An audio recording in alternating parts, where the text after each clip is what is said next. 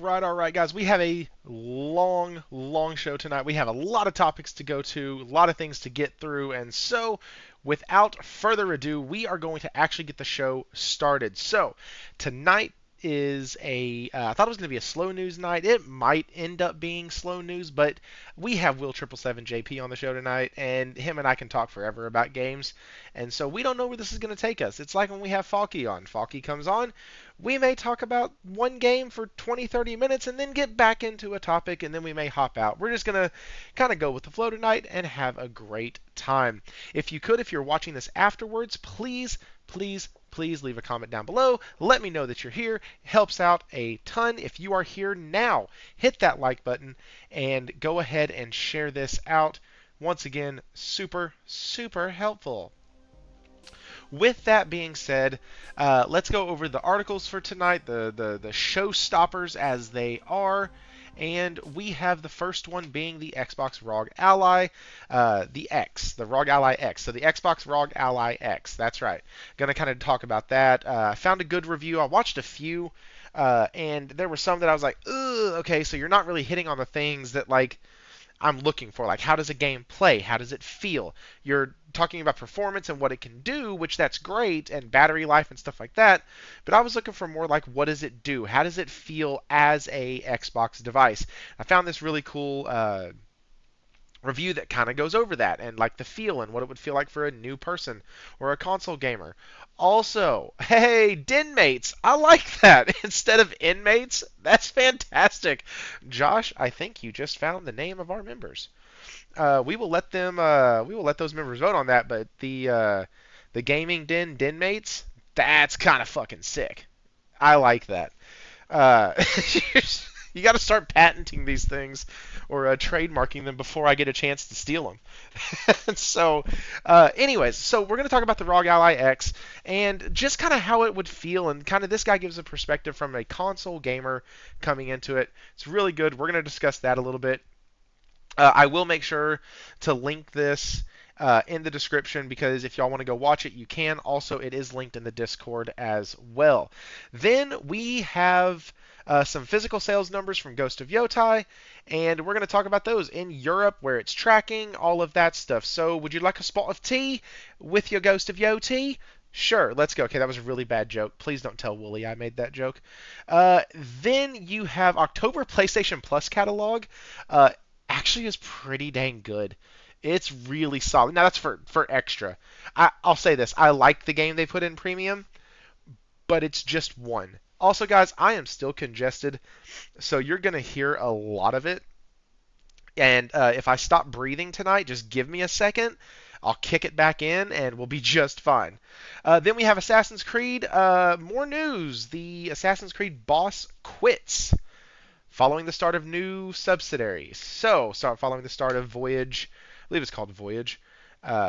Vantage Studios. So we're going to discuss that a little bit. Good, bad, indifferent. That is a story we keep following here. Also, Bluepoint Games. I don't know why I put Bend. I put Bend. Whoops, it's Bluepoint. That's my bad. I'm going to fix the title. No, that's right. As the only one in January was reported that Sony confirmed a live service cancellation at Bluepoint, as well as one in development at Bend. Bluepoint's that's where I got it from.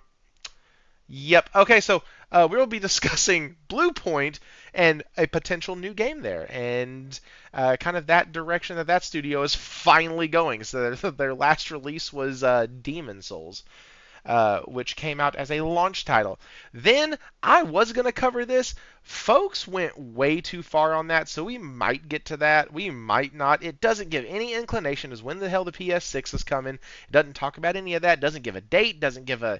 He says a future console in a few years. We ain't doing that. And so, both start with B. Yeah. Thank you. And then, of course, I can't show you that one yet because that is for Members' Choice, but who cares about that? I need somebody else in here to talk to because y'all will get tired of hearing my voice. With that, Will, how are you, sir? What is up, chat? I'm doing good, man. How are you guys doing, chat? Let me know how you guys doing. Josh, hey, Josh, how you doing, hero? And Josh, thank you, for recommending Doki Doki Literature Club. Ah, got him. uh, so you like it? Oh yeah, I mean, yeah, oh yeah, I made a couple videos about, well, not about it specifically, but mentioning it, and every time I mention Josh, man, in the video from today, I'm sorry, I record a whole bunch of craps and then I just, pre-upload it, so I forget when it came out, but I think it's the one from today. Um, the the subject was games in genres that I don't necessarily, or genres that I don't necessarily like, but each Oh genre yeah. may have a game that you mess with. Even though you don't like, for some people, I don't like Souls games, but Elden Ring is the game for me in that genre, right? Or, roguelike game or whatever. So that was Doki Doki Literature Club was a game that and I said in the beginning, like, look at these colors. I mean, pink, purples, whites, like, no. Uh, Write poems, no. Uh, and I just went through a list of things that I would have never, ever, ever done, but because another fellow gamer recommended the game, I gave it a shot, and it was an awesome game. So yeah, it was a great game. I recommend it to anybody out there. Yeah, I am about a third of the way through it right now. I had 3 games drop relatively close together, so I uh, uh, I got to the first end of the first chapter, and Oh, so it picks up big time after that, like ridiculously. But when recommendations go out for video games, you have to know the person that you're speaking to, right? As far as their gaming habits go, then you have to really know yourself as a gamer as well. I take recommendations very serious. Like, I don't give recommendations out for no game that I haven't beaten. Um, 99% of the time. I mean, there are a couple games that I've started playing or I'm halfway through where I'm just like, yeah, this thing is a banger, and it's gonna take an asteroid from outer space for me to really feel bad about this game. So then I may recommend it that way, but normally I like to beat the games first before I give that recommendation because I don't know, I just feel like I don't want people to be like, yeah, you like everything or you recommend everything, and know that, I don't want to be that guy where your recommendation doesn't get taken serious. yeah, no, that makes a lot of sense. And I remember when like I still have games from you on recommendation that I want to play, like Redacted, Yeah. uh, because you've talked very highly of that game, and so uh, I've wanted to play that. Uh, just like I said, 8K. You can do 8K with that game. you can do 8K. That is right. You can Yeah. do 8K. Literally melt your face. Like, PC people will be proud. oh man, PC people. Hey, speaking of that, uh, actually, you know what? I didn't do this last week either, and that's my bad.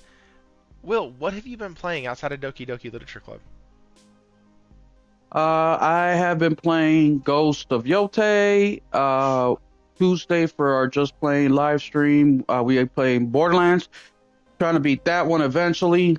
I did beat the Battlefield 6 campaign, and I also started playing a little bit of Hades 2, and then Road Cafe Simulator only because I played Creepy Shift, Roadside Diner, and I'm like, you know what? I need to find a game like this that's not scary, and I found that one. But yeah, I've been all over the board a little bit.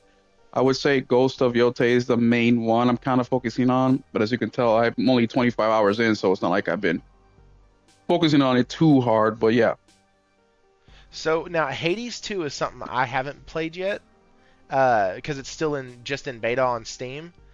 Uh, well, it's Switch 2. It's a Switch 2 exclusive console wise. oh, so it did get released onto the Switch already? Yeah. Yeah, I think the Oh, official okay. release date was like October or September, like 20th or some crap like that.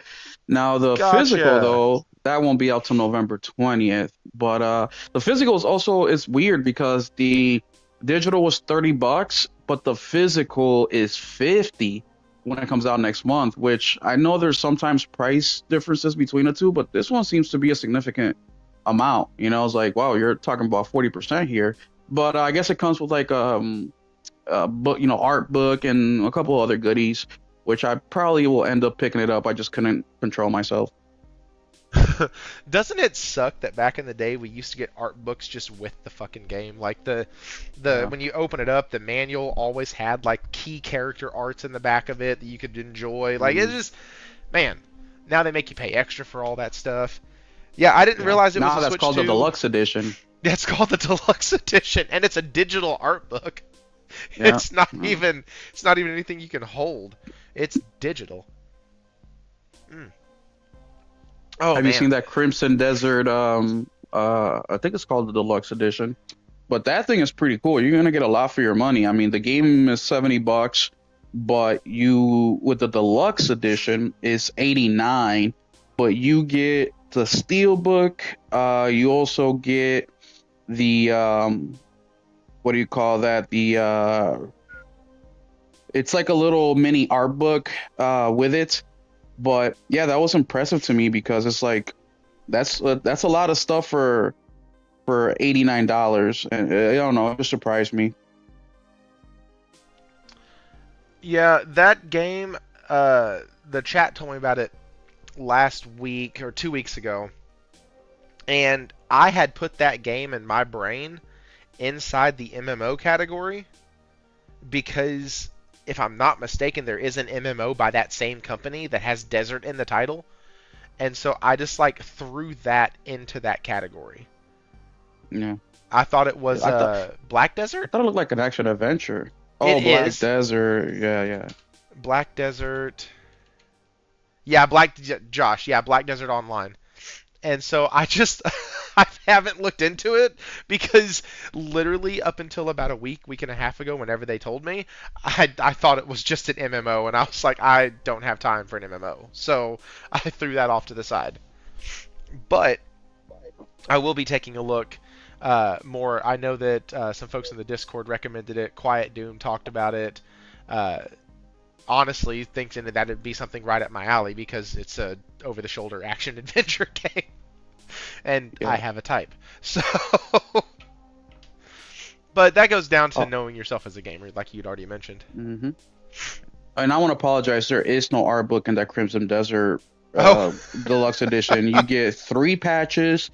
You get a map of the Pywell, which I'm guessing is just a map of the area.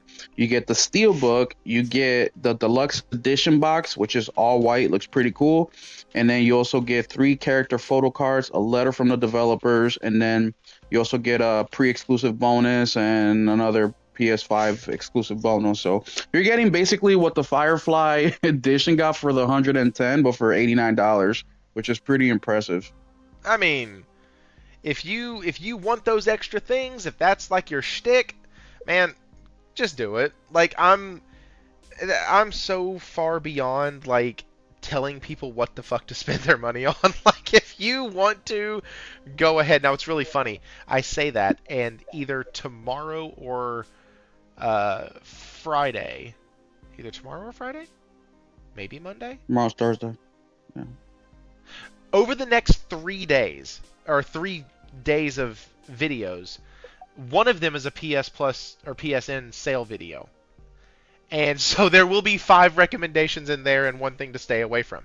But well, if you want to look at me and say, hey, I want to spend $3,000 on the golden statue edition of Statue of Liberty mock review 1.75, a new game by Studio XYZ, knock yourself out, man.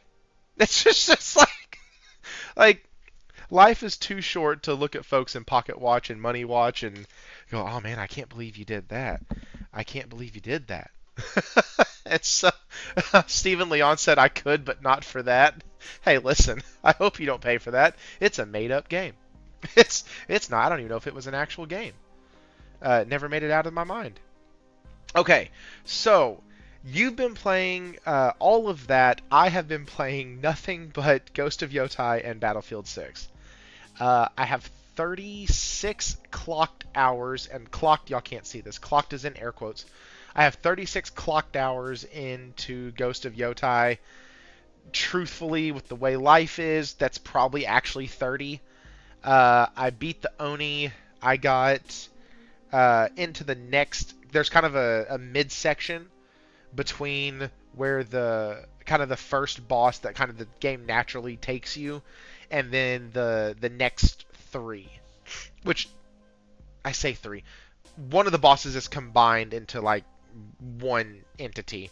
But so there's two more sections, and then I go down to the third. And one of the things I've realized, people keep talking about how much time they've spent in the first couple sections, and in relation to the rest of the map, at least the rest of the map that I can see, those first two sections are freaking massive, comparatively speaking. So I'm guessing the pace of the game is about to pick up, which, if I'm halfway through, that's about the time in any good cinematic or any good story or any good movie where it does start to pick up. It starts to advance and get a little bit faster paced. So I think we're getting to that point in it. And Battlefield 6, I have played the multiplayer. I've played like 6, maybe 7 hours in it. And I absolutely love that game, and I absolutely suck ass at it. And it's absolutely okay. And so I am. What's up, guys? I see the chat. Sorry, guys. What's up, Ace? What's up, Brian? What's up, Steven? Thank y'all all for being here. But no, so yeah, that's what I've been playing. Everybody who plays Battlefield with me can attest that I really, really suck. But I'm getting better. My reaction time is getting better, and where to keep the scope or the sight is actually getting better. So I'm starting to get a few actual kills. And so, yeah. And okay, bro, I'm with you. Hey, Steven, we're supposed to be playing sometime. I know Will just reached out to you too. Like, we're supposed to be, like, you mentioned the other day you wanna link up sometime. So get ready, get the sticks ready. Get ready for this weekend. Do your little thumb workouts.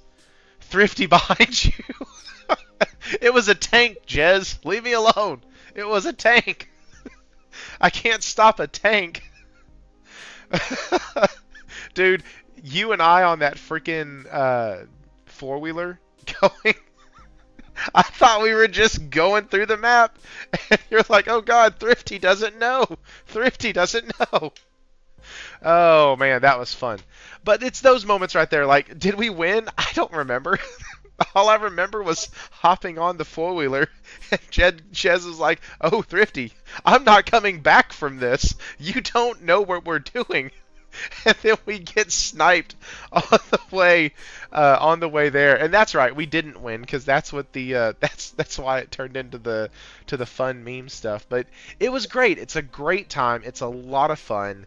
And it's just good being able to laugh and have a good time. And so we'll be streaming a lot more of that on the channel for game nights and things like that. So, did I hear... did a tank sneak up on Thrifty? Am I here? Yes, Brian. A freaking tank happens more often than I care to count or admit. But you will be in a little hole somewhere, and then all of a sudden, the tank will shoot you. And you're like, oh... what killed me? Oh, it was the gunner portion of the tank. Sick. Cool. They sneak up on you all the time, Ace. I'm telling you. I love watching you and Jez. It's funny. Every game I got on, I won. I sucked, but hey, listen. All that matters is that you win. That's it. Doesn't matter how bad you suck. If the rest of your team is great, then you're good, dude. That's it. I bring in ringers. I bring in folks like Henry and Ace, and like folks I've played with Bell Dante, folks like Jez, folks who actually know what the freak they're doing. And then I look better. Anyways, speaking of looking better, what topic do we want to start with tonight? Hey, let's do this. Let's start with the game catalog for PlayStation Plus. That's a fun topic to start with. So, this is from VGC. Like I said, I've been trying to get articles from other places, but they seem to be popping out the most variety, and I've really enjoyed using them as of late. Okay, so October's PlayStation Plus game catalog games include Silent Hill 2, Until Dawn, and Tekken 3. Yakuza Like a Dragon, Poppy's Playtime are among the month's additions as well. Skip, skip, skip, skip, skip. Down here are the additions. We have Silent Hill 2, Until Dawn, V Rising, Yakuza Like a Dragon, Poppy Playtime Chapter 1, As Dusk Falls, and Wizard with a Gun. It's always weird to see a game from a studio that's closed in here, and I believe Wizard with a Gun studio had to close. Uh, I don't remember the studio's name, but I believe they had to shut down. But this month with PlayStation Premium or PlayStation Extra rather, this is a solid freaking month. Let's say you're not a new gamer, you're not a day one gamer, and so you like play games that are on sale, you play games that are in the service, and that's your thing, that's what you do, like you just flat out don't, you're gonna be eating pretty good. Like this is a great variety, and they didn't do the thing that they do sometimes in October, where it's like, oh hey, all the games are Halloween themed. Like they actually have a really good mix in here. And Will, I know that y'all played V Rising, uh, so like on this list, what kind of stands out to you? Yeah, this is a strong list, man. I mean, Silent Hill obviously is the one that stands out the most. That was just a great game, and I think that one. I mean, Wizard with a Gun. I also own that one. V Rising. I think I own most of them. But yeah, Silent Hill V Rising is a very one constantly is doing updates and seasonal updates. And I think most of them are kind of Halloween themed a little bit. V Rising with the vampires, Wizard with a Gun with the wizards. Silent Hill obviously being a horror game. But yeah, I think those three are the ones that stand out the most to me for those reasons. But they're all three of them are really good games. The Silent Hill obviously is a classic, and Bloober Team did such a great job with it. Bloober Team also did Chronos, and they're on a roll right now. And they also have a whole bunch of games or that they've announced that they're going to be making here in the next year or two. So that's a good studio to keep an eye out. But yeah, man, go definitely check them out. Re-Rising, I will warn you front, if you go play co-op, you cannot bring your character over. You have to create your own character in your buddy's server. So just Oh, keep that in mind. weird. Yeah, that's the shitty part about the game. But outside of that, I mean, you can even play in your buddy's server while he's gone. There's only X amount of time you could do that for, but still, which is kind of a unique thing.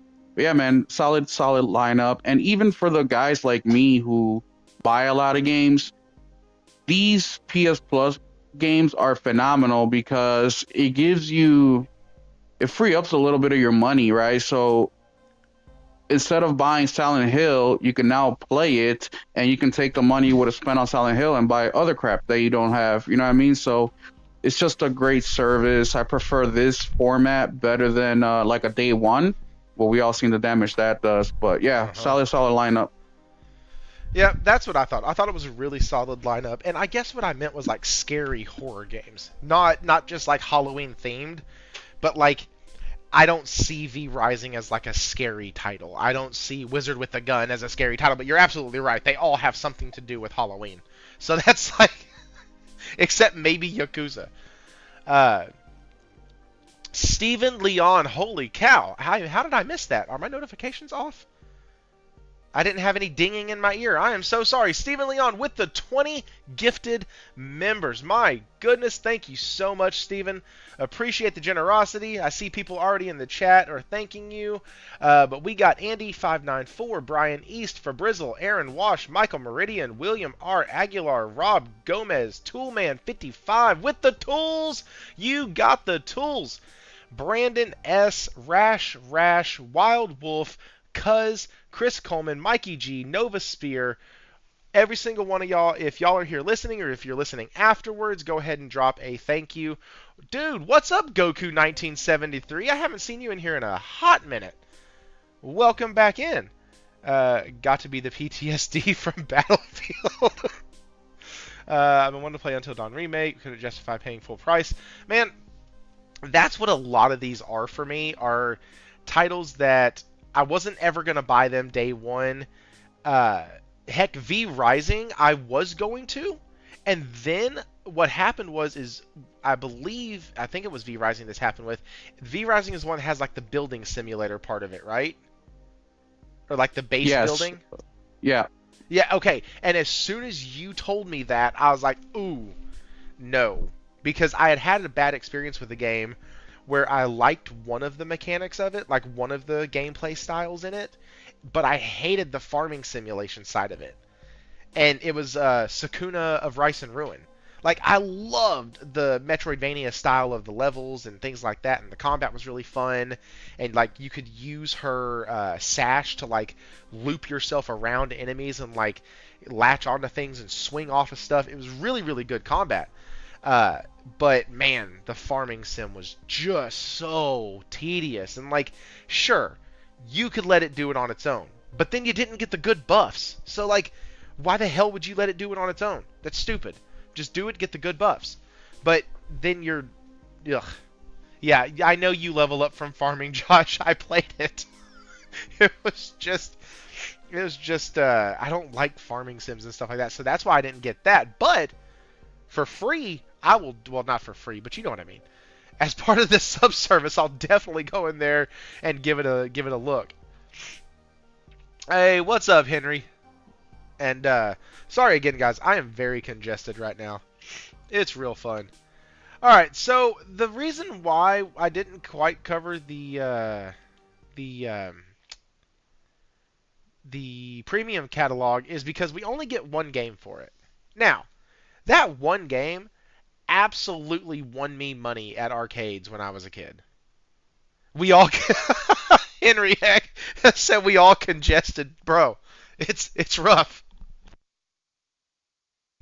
But Tekken 3 won me a lot of money at arcades, Aladdin's Palace, usually in the mall, because you'd go in, you'd put your 50 cents up, you put another 50 cents up, somebody else comes up, they put their 50 cents in, and they put 50 cents up, and then you play for the 50 cents, and whoever won got to stay and grab the 50 cents. Well, if you were decent at it, which I actually was on the arcade, you could stay there for 15, 20, 30 minutes. If you were really good, we just didn't play you. But like, if you were okay, then you could stay for a while until somebody figured out how to like kick your ass with law or like characters that you didn't really use. Because I was Eddie, Tiger, Hurong. Those were my mains, and so the game is great. Like, all of that to say, the game is great.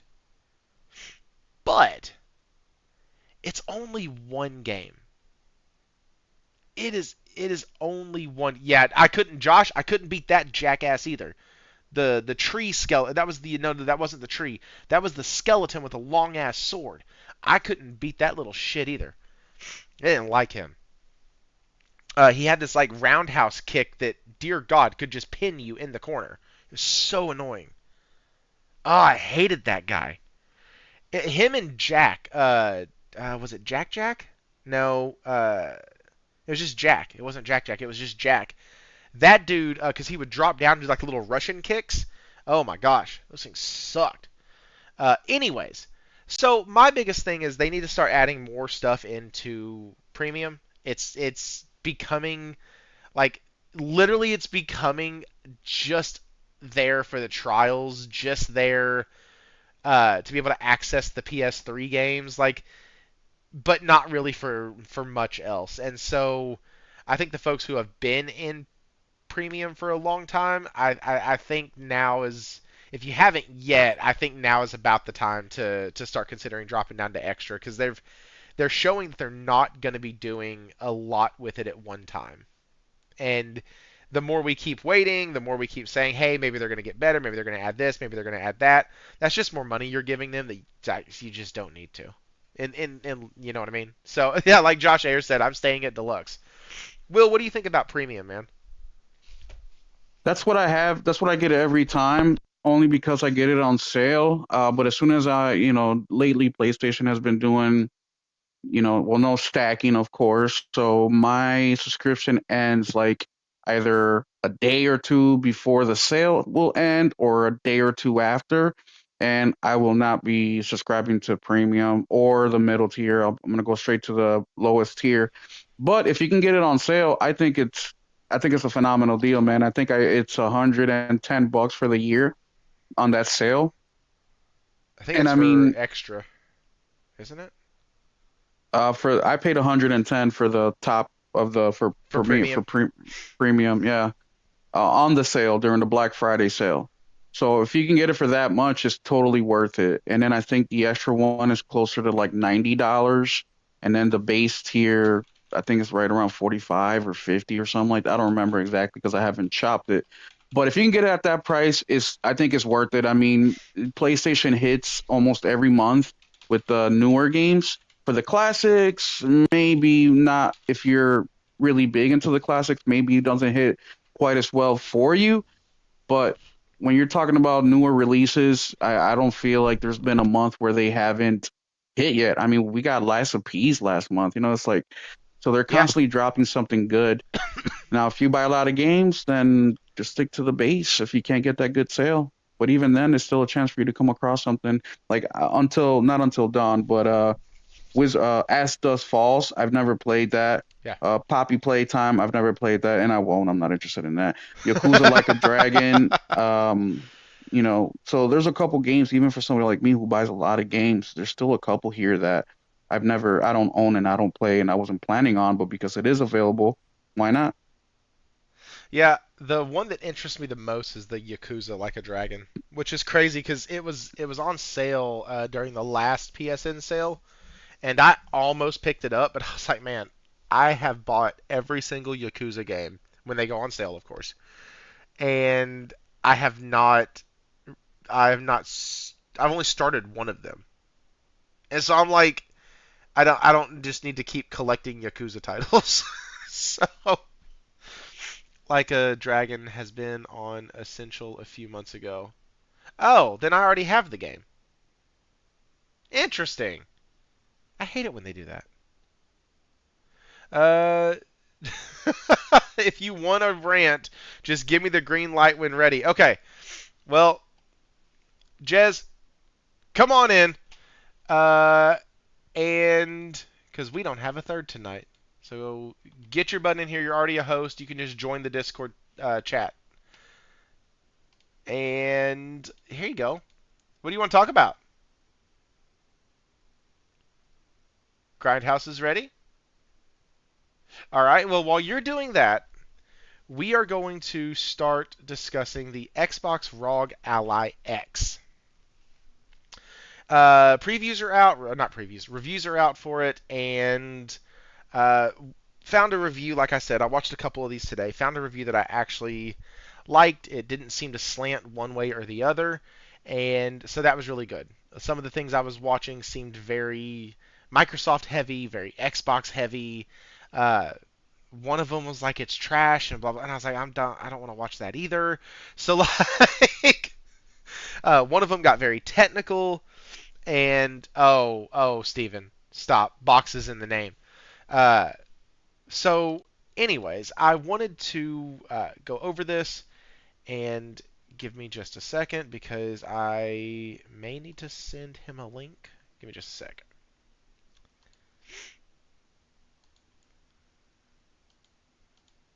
Just in case. All right, there we go. Uh, so yeah, I wanted something that was more kind of in layman's terms because when it comes to PC technicalities, I don't know shit. And so, uh, Spawn Waves was okay. I Spawn Waves was okay. That was the first one I watched, and I was like, okay, it was all right. Spawn has break it down, but Asus credit the hardware is very modular. Yeah, yeah, yeah. So here we go. Switcher and you just fiddle around, it would come back. But For people like you and I, if you're watching this tech video, like you're probably comfortable back, but solution exited a Steam game, there would be glitches where it would lose the focus of the controller. And the solution would be relatively easy. You hold into the app switcher and you just fiddle around, it would come back. But for people like you and I, if you're watching this tech video, like you're probably comfortable with this, right? It's not a huge stretch to figure it out. But for some people who weren't born in the blue screen of death, like if you're like a kid that just grew up on consoles and you pick up an Xbox product, Yeah, Dizzy, I think the price is what kills it for me, especially with the Steam Deck out there with what it does and how much it is. Yeah. Yeah, it's the price is a lot, but what this guy is starting to talk about is just the experience of going from console only into this handheld and kind of what it's gonna look like for the client. So, or for the customer.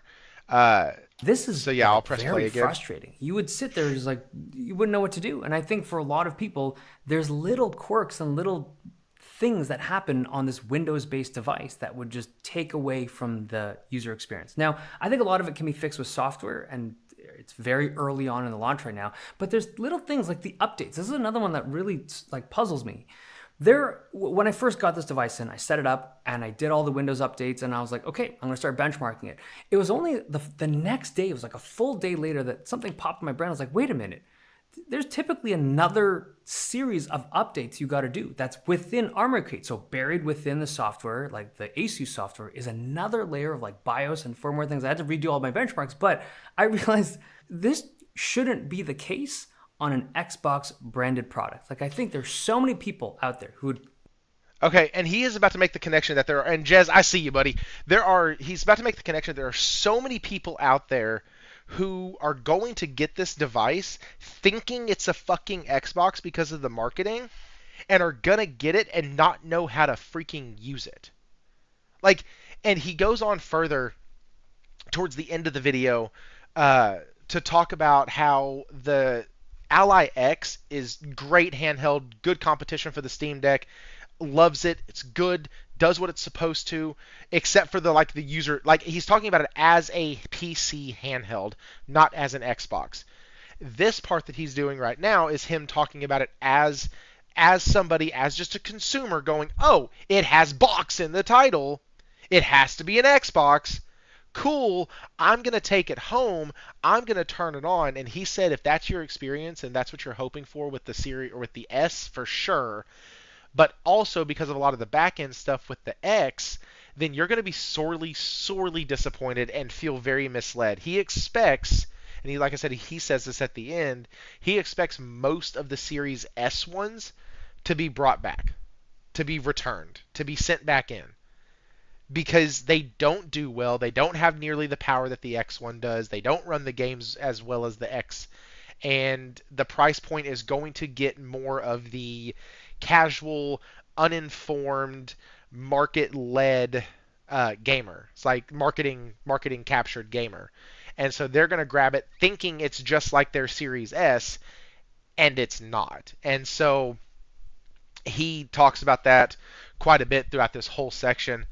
And so, yeah, Jez, welcome in, man. How are you? I'm doing great. How you doing? Oh, I'm fantastic. I am doing great. So, you have a rant. Is it about Xbox marketing and then the ROG Ally? Listen. What's up, Will? How you doing, man? What's up, How you Jazz? doing? I did not want to come in here and I was just like, when you're ready. I knew you had topics to get to. I didn't want to have to, but I yo, Let it out. yo. You know, before I even get into the thing, and you know what's funny is that I was holding my tongue, like just like, you know what, I'll let it settle, and then I saw some tweets from Tom Warren and some of these people. Dude. You know what really grinds my gears? Little grinds my gears, and everybody hit that like button before I get on my rant. I gotta see that like go up before I get on that rant, because let me tell you, because I'm listen. You're getting a preview of what the hell I'm gonna be tearing the walls down. I'm gonna lose my voice. My wife's probably gonna like shut 3 doors on me. Then when I get on my show on the thing, because I'm gonna have to soundboard. I'm gonna be screaming over. I'm gonna have to make new songs now. Let me tell you something. You know what drives me crazy is when we know right through and know exactly what this thing is. And this is what drove me crazy about this whole thing. Like, it has been the worst. They just wouldn't expect. Like, it has been the most, the worst. Oh shit! Will left. It came back. Okay. Did Will leave? Will left. I chased him away. I don't want to chase him away. No. I'll check the Discord, see if he sent me a message. So this is the thing. I can't understand. This has been this thing is getting destroyed, and I'm happy about it getting destroyed in the reviews because people are talking about exactly what it is, and that this thing is a failure of marketing. And this is the biggest example. I don't think we've ever seen a level of dishonesty and marketing glaze that falsely identified a product and basically caused its demise. And this is it. The only other, I can't believe how they tried to manipulate the entire globe on what this thing is and what its capabilities are. And they kept it close to home. They gave specific demos to people, told them to go certain places. I got all the clips. You're going to see all the clips of them. Just go through this alleyway, get to a certain part, turn it off. Don't go any further. And they were controlled environments and kept everybody very, very cautious. If you remember last night when I was doing the grind stream, I was like, where is we found out that the Legion comes out on the 31st. Well, like, where are the benchmarks? Where's the comparisons to the Z1 chip? This is the Z2 chip. Where's all that stuff? And it was all hush-hush until today, the day before the release, when all the reviews came out, and they're all pretty negative. And they're negative, guess what they're negative on? Windows. On the marketing. The marketing and Windows again. But the thing is the marketing, because everything was, this is not an Xbox. This is not an Xbox. This is not an Xbox. And that was all the reviews. Like, you go to YouTube and it's just like, this is not an Xbox. What are they doing with Xbox? This is not one. And it's all about the stupid marketing. And the hardware itself is fine because the ROG Ally X last year was fine. This is the same one with some love handles, an Xbox button that still doesn't work well, and the same screen that they used on the ROG Ally white one 3 years ago. But what drives me crazy is I know so much about these handhelds and exactly what they are, and I watch a lot of videos of PC guys that are just dedicated to handhelds. And what I love is that they are calling this out, because let me tell you something. These people that are handheld enthusiasts that cover PCs and all that other stuff, they will not be duped. They are the PC tinkerers. They want to know benchmarks. They'll sideload shit. You can't glaze them. And they tried to glaze them just like they did to their Xbox hardcore fans on their console. They tried to manipulate, see how far their manipulation can go, and they got called out on it, and I'm glad they did. There's still some people out there that are still in La La Land that think that Microsoft is like, oh, well, this is a beta. Dude, this is, first off, Gaming Gandalf has been talking about this thing since CES, when his dumbass, goat-looking motherfucker went over there on CES and sat there and said, I think you're going to see more about this last year. I think you're going to see more about this operating system. I think we might have something to talk about later on this year. I think we're going to show you how this... He went out there on CES. They sent that goat son of a bitch out there. And he's teasing the whole thing. Then... they showed a thing at their RLIX, and then they have it at the Tokyo Game Show, all to lead up to this, and that shit is still not ready. Like, what the hell have you been doing? You had Sarah Bond making friggin' goddamn glazed snuff videos about how they put a button on there, and 5 people looking at a device. Let's put a button on that shit. And, oh, I'm not making it round. We're going to make it a rhomboid. And it's like, oh, shit. And then they like have all these people going, it's the most magical thing to play a game on this rock. Like, shut the fuck up. Sparkles shoot out of the fucking bottom of it. Dude, Sarah Bond is, she is the fakest. She is like a door-to-door sales. She's worse than Phil. She's good at her job. Listen, no, she's not good at her job. She's worse at her job. Her job is lying her ass off. Dude, she is fake as fuck. You see her talking, you're just like, oh my God, telemarketer, hang up the fucking phone. Like, she's fine. She gives you a good eye, like a good eye candy. I'm like, oh, you're pretty good. But then she starts talking, you're like, you're fucking lying. Get out of here. Every time she talks, she's reading teleprompters. She looks like she's like some politician. And I'm like, you have no clue. What game did you fucking play on it? Because you didn't play shit on it. None of them did. And how the hell do you have that guy? He's the vice president of Next Generation, and there is no fucking Next Generation. Like, what is that guy supposed to lead us into generation? Gaming Gandalf, we're here. This is supposed to be the future. She said it to ABC that this is the future of this shit. And meanwhile, this thing, you hit the Xbox button, and if you have Steam open, Steam thinks you're hitting the Xbox button, Xbox thinks you're hitting the Xbox button, Asus thinks you're hitting the Xbox button, and 3 fucking things open up. Because it's a Windows PC, and Windows sucks balls. And what's crazy is that these stupid people over at Microsoft are trying to invent the wheel again, reinvent it, when they got a system, they got an operating system that has side view, it has quick resume, it has controller friendly, library installation, knowing quick updates and updating in the background, an incredible sleep mode that downloads system updates and game updates. Holy shit, sounds like fucking heaven. And it's called the Xbox console. You have it right here. Like, it's so hard. I can't believe, like, they're trying to create something from scratch with a Xbox app overlay when they have the operating system that people want. They just want it on a PC. But those guys won't do it. They're not doing it because they don't want people out of Windows. They want that Xbox OS doesn't feed the AI beast of Satya. That Xbox OS is a hindrance to all the background processes they could be loading on Windows. So therefore, they are killing that Xbox OS, and they're trying to take this Xbox janky ass app, and all it is a front end overlay. And what's crazy is that all the system configurations, the TDP, the power, all that stuff is handled by Asus ROG Ally, which their operating system, Armory Crate, basically does Correct. everything. And Microsoft is hands off, and they said, what is Lenovo's gonna do? And then MSI has theirs, and then Asus has theirs, and HP will have theirs, and Predator Sense on the Predator, they have their everybody's gonna have their own thing. When Microsoft should be building something within Windows to fix all that stuff. Instead, they're leaving it up to the OEMs.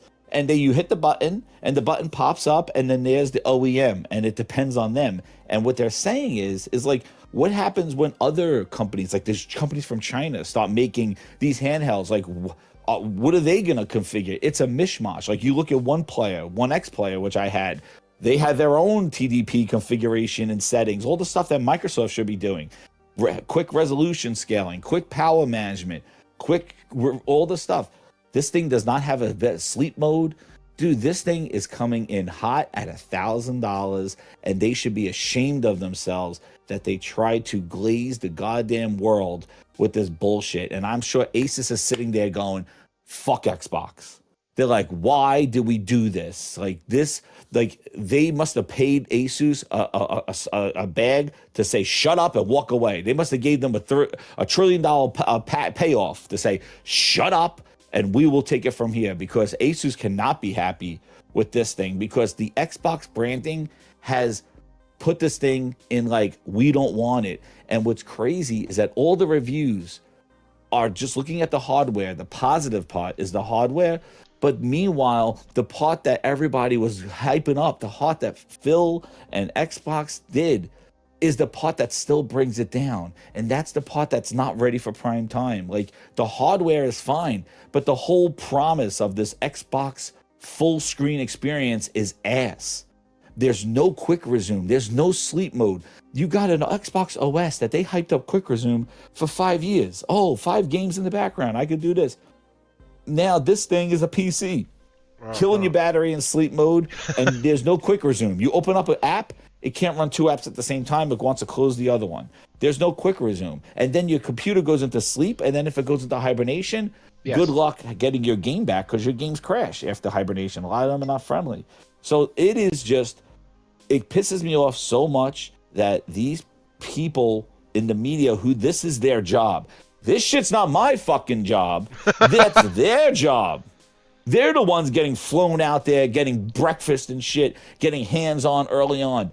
Those people, and how are you that ignorant? Like, why are you acting dumb? I hate dumb people. I hate when people act dumb when you know exactly what you're looking at. Like, you could be there and act dumb, but when you get back home, you better say, dude, that wasn't no fucking Xbox. That was a PC with some sort of shenanigans, and Microsoft is some Microsoft marketing on it.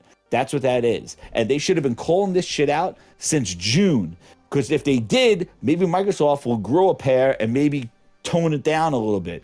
But instead, they all came back, glazed and confused, and fucking just started talking, this is an Xbox, this is an Xbox. I played PC on I played PlayStation games on an Xbox. I played, even Tom Warren, that dumbass, like, look, I booted up Spider-Man on my Xbox. And now his first fucking article today, this is not an Xbox. This is not an fuck Xbox. Yourself, you dumb fuck. Like, I swear, they would not want me to meet these people because I would give them all nut kicks and they'll put me in jail because these people are fucking stupid and I can't believe that this is their job. If you, man, you should be fired. This is your job. You go to work every day and you work on a Windows PC. You probably don't even game. You don't do shit, but you work on a Windows computer and you'll come back and you got the balls to write an article and tell people that this is an Xbox because Microsoft told you it is. You should be like, they're branding this as an Xbox. Let's see how it goes. But right now, that is not the Xbox console experience at all. When you boot this shit up, it basically, you download Windows updates for fucking 20 minutes. Like, it is the craziest thing. I've never seen something come to market without getting called out on the way and then seeing now the 180. Because now all of a sudden, it's like when previews, when they do a preview of a game, they try to give it hope. And then when game comes out, the review just rips it apart. That's basically what they just did to the ROG. Like, they were all like previewing it, and I think they do it on purpose. I think Microsoft and Phil Spencer and Sarah Bond, I think they're like clowns. They like entertain us. Like, go there, Gaming Gandalf. Do a cartwheel. Dance for me, dance for me, dance for me. And he's like, look at this Xbox ROG. Look at this Xbox ROG. Say more. It's an Xbox? Yes, it's an Xbox. And I think they make them fall into their lies so much that they look like they got their pants down when they go, yeah, this ain't no fucking Xbox, bitch. I just wanted to see you dance in a circle like a fucking clown. Because that's what they were doing. Sarah Bond, yeah, run around again. Oh, it is the most glorious, like, I don't even know the word she uses, but she's like, this is the most fucking glorious day of Jesus came down. She was calling saints and stuff. Like, she said some crazy shit, Sarah Bond. She was going crazy. She was saying some crazy stuff like, this is the most amazing euphoric experience that you'll ever have. And we came together and worked on this for over 2 years. And she's like, and we had a team of 30 people. And we said, we're going to put a button on this thing. And we're going to put a button. And it said it couldn't be done. And I said, it can be done. And I sat down with my team. And I was like, we could get this button on here. And then damn, they got you sound just like her, man. Dude, yeah, I do. My old impressions. And then it's fucking like, and she's like, we sat down, and this guy came in with some glasses and a beard, and he's like, he drew up some sketches. He's like, we can make this button happen. We can make this button happen. She's like, where do we put it? Where would we put it? He's like, oh, I don't know. It has 20 sketches of where we could put the button. I'm going to put the button over here on the left. Oh, but people like with the left finger. They like with the right finger. We tested thousands of people to see what finger they want to hit this button with and where we're going to put it. She did a whole documentary on the fucking button. And the button's broken. Jess, I'm not like technologically like inept. Like, I don't understand a lot of these words, but the one thing, and tell me if I'm wrong, the one thing I did understand is that this thing is incomplete. Like, it doesn't have a lot of the things that I can get with other handheld devices. Is that an accurate statement? Well, what's incomplete is the Xbox full screen experience. Like, it basically, the system itself is fine because it's basically just a ROG X that has this Z2 chip. It's what's incomplete is the thing that they've been talking about since January, the software, the Windows Xbox full screen experience, how it was going to boot up and not have the Windows taskbar load up and some startup apps. You know, when you boot up your computer, a whole bunch of shit starts up and you could Yeah. go into startup and turn all that stuff And turn off it so you don't off. start up. Yeah. So what their Xbox app, it's an app that when you boot into the system, basically their app takes over and says, don't load the taskbar and don't start up all these some Windows processes and a bunch of So what is the startup apps. benefit of getting this one for the money they're asking versus something else? There is no benefit. That's why it's getting reviewed to hell, Yeah. because they're saying go buy the previous versions because they're actually cheaper. They're cheaper. Because Correct. the problem is that the Z2 Extreme chip, the Z1 Extreme chip came out with the ROG Ally about 3 years ago. You know, the white one that fried memory cards? It fried my memory card. That's why I returned the thing and I went with the Legion Go. But what happened was that the Z1 chip was really a really good chip. The Z2 chip, Extreme chip, is not much better than the Z1. It gives you about 10% increase. So the thing is that it really isn't a generational difference. So what they're saying is go get, especially the screen on the ROG is 7 inches. It's the same screen that was in the one 3 years ago, 120 hertz, 1080p, 7-inch screen. And the problem is everybody else moved forward. Legion Go 2 has an 8.8 OLED screen. The MSI Core 8 AI, that's the one I have, has an 8-inch screen. Also the MSI 8 has an 8-inch screen. Asus is using their 7-inch screen. So what they're saying is like the ones from last year, they're still capable of playing games because you're playing it at low resolutions. You're playing them at like low settings because if you want the frame rates, you got to drop the shit all the way down to low and stuff like that. Plus the Steam Deck is there with a bigger screen and an OLED. And the problem that Microsoft has is that Steam OS is a real operating system. That thing has an incredible standby sleep mode like a console, just like an Xbox or a PlayStation, where that thing's in yellow light and you hit the button and your game is right where it is. And Steam OS is optimized and it's incredible because it reminds me so much of how the Switch is, where it uses low power, it uses a lower resolution screen because you don't need a 1200p screen, a 1400p screen on 7 inches. Because if you run those games at higher resolution, it's going to eat up more power, more battery life. So Steam has a 580p screen, but it's an OLED. It's a high quality screen, HD, and their operating system doesn't have the bloat that Windows does. Because what's crazy is that app, I put it on my MSI Claw. I have it. I did a whole video on it. I basically put it in. All you have to do is just put yourself in the developer channel. You just go to Windows Update and say a developer update, and it downloads developer update, and you get it. It's done. There's nothing special on this box, on this ROG Ally X, that takes advantage. There's no chip, there's no memory or anything that's allocated to this. This is basically just a same old shit. It's just an app update. And that app update works directly on here. And all it is Microsoft took the app and they made it main priority. And what's crazy is when you turn in, and I used it all, I've been using it. Basically, when you go into desktop mode, it treats like the computer's starting up. So all of a sudden, when you go to desktop mode, your taskbar loads up, all the apps that were subdued start popping up, and now it is a shit show. You're back on a full-ass Windows PC at 7-inch screen, which sucks.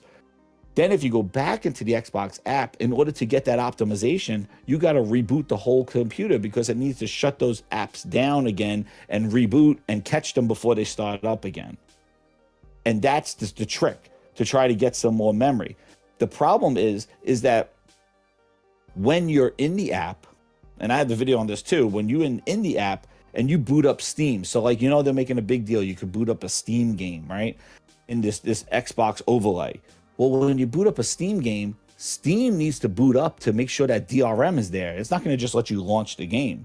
So it boots up Steam. Well, Steam has a lot of pop-ups. Epic Store has a lot of pop-ups trying to tell you about sales and stuff. Well, what it does, it puts those pop-ups in a fucking window. So then when you do your Xbox button task side, you know that thing where they show you where you go into the task manager, like Alt Enter. It's Yeah. basically has all the pop-ups of the ads that are part of, like, you got to swipe through those in order to get to the game or get to the app, because it takes every window that pops up and just puts it in Alt thing. It's so sloppy. It doesn't minimize those or take them away. It basically is an Alt Enter repurposed to the Xbox button. So it looks slick, like, oh, look, I could just swap between things like this. But when you boot up, everybody got pop-ups, and all those pop-ups, Microsoft puts them in the background. But then when you want to task between things, you got to swipe between all those pop-ups, and it's messy. Steam ad, Epic ad, and that's what it is. And you want to know what? They're never going to fix this, because this is Windows, and this is Steam, and this is Epic Store. It's an open platform, and none of them have to comply with Xbox. So Microsoft is never going to fix this, because it's inherent in the open market and capabilities of PC. That's why what they're doing is a failure. Just like I said when Game Pass was started, I said games are going to suffer. They did. This whole Windows thing, it is a disaster. This is a beta. They may fix it over time, but you want to know what? They don't have fucking time. They're already in the gutter, they are done. And I think next year they're gonna just start slapping Xbox stickers on shit, because nobody wants to put that button on their console. So they're gonna just be putting stickers on stuff like Xbox certified, Xbox this. And now Tom Warren is creating more of a glaze. That's what I just started me with this whole rant, is that he's like, well, this is the start of it. Yeah, it's a little rough. Meanwhile, these sons of the bitches have been glazing this shit for the whole year. And this is what they've been preparing for. All Xbox guys are here, like everybody, like they anyway. The next Xbox chips, the next chips are gonna have, like, you know, because people want the console on PC. He's like, well, the next chips are gonna have that. I'm like, what the? It's a software thing. What do you mean the next chips are gonna have? You need your Xbox. It's software. It's the Xbox OS. What is it gonna? AMD is gonna put in their chip? What is it going to put in the chip that allows for the Xbox OS to run on Windows? Because the Xbox OS runs on a kernel of Windows right now. It always has since the OG Xbox. There's nothing special in AMD's chip that's going to let you play console Xbox games. Like, what is he fucking talking about? And I hope he's not listening to Sarah Bond when she did that sizzle reel where she's like, and future compatibility. And it's like, shut up. Like, please. And like I asked you guys, how the hell, if they give you a console, a PC console, right? And they give it to you and they go, oh, it boots up as a regular Xbox Series X. And then you hit this little button and it boots up into a full PC to play Steam and Epic Store. Why the hell what would they do by basically, first off, they're going to miss their $30 a month because you're not going to pay for online. You're not going to pay to play for Game Pass Day 1 on the Xbox partition when you could just go to the PC partition and fucking get everything for free and get it for $16 a month and bypass their whole ecosystem. So, like, I don't understand the purpose of putting an Xbox OS and a Windows OS dual boot hybrid type thing on the system. I don't think so. I think what it's going to be, I think your Xbox experience is going to be cloud. I think they're going to have an Xbox app that boots up and basically it's like a portal app. And your whole Xbox dashboard just shows up, but it's all streamed from the internet. Because there's no reason why they're going to have a dual boot OS. It's the craziest thing ever. How big's your hard drive going to be too? What do? You're gonna be shipping with a 3 terabyte drive to put Windows and games on there and Xbox OS on a partition? I think the Xbox is gonna be an app, and you click on it, and the whole Xbox console experience is streamed from the cloud. And I think that's how they solve it. That's what they mean by hybrid cloud. Because when they said hybrid, they said cloud PC hybrids. They weren't talking about dual boot OSs. Like who's like how you do a Mac? Oh, like Mac, I'm going to use Parallels and have Windows on one side and Mac OS on the other side. Do you know how much memory that takes up on your friggin' MacBook, like on your Mac doing that shit? You're putting 2 operating systems on there. And it makes no sense. Like, I don't understand why they'll do it. Maybe they will have some like crazy devices that do a dual boot. But I don't think that Xbox OS is even being evolved to work with Windows, because if that was the case, they would have tried to put some of that OS right now on Windows, but they're fucking around with an app that's on PC right now, a native app. There's no Xbox kernel, there's no legacy stuff from the console over on that PC app. That PC app doesn't even look like your Xbox console. And there's no features from the console on there. They're not doing that. So the future is not your Xbox console. I think that thing is just like a ghost and in the cloud. But it just drives me crazy of how the hell, people's job, they don't even understand this. They do understand it, but they play dumb to try to friggin' catfish goddamn customers. It's ridiculous. It's so disingenuous, and I can't believe they let them run around with this kind of marketing and stuff like that. I can't believe it. But yeah, I'm gonna take a breath. It's I have it up right now, the post from ABC News that says, ahead of its 25th anniversary, Microsoft is launching its first ever Xbox handheld device. And that is a headline from ABC News. And so I don't know if Microsoft paid them to say that. I don't know if they had to clear it with them. I don't know if this is just somebody's take on a gaming device that has no fucking idea what a gaming device is. But the media itself is calling it an Xbox handheld. Uh-huh. Which is absolutely fucking retarded. Because Steve Leone says I was defending Sarah Bond. Steve Leone, you better be joking. He said...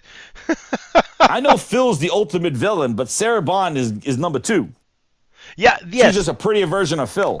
Yes, she is a villain, and she plays it very well. Yeah, but you want to know what? She hasn't really been fully presenting. Like, you know what?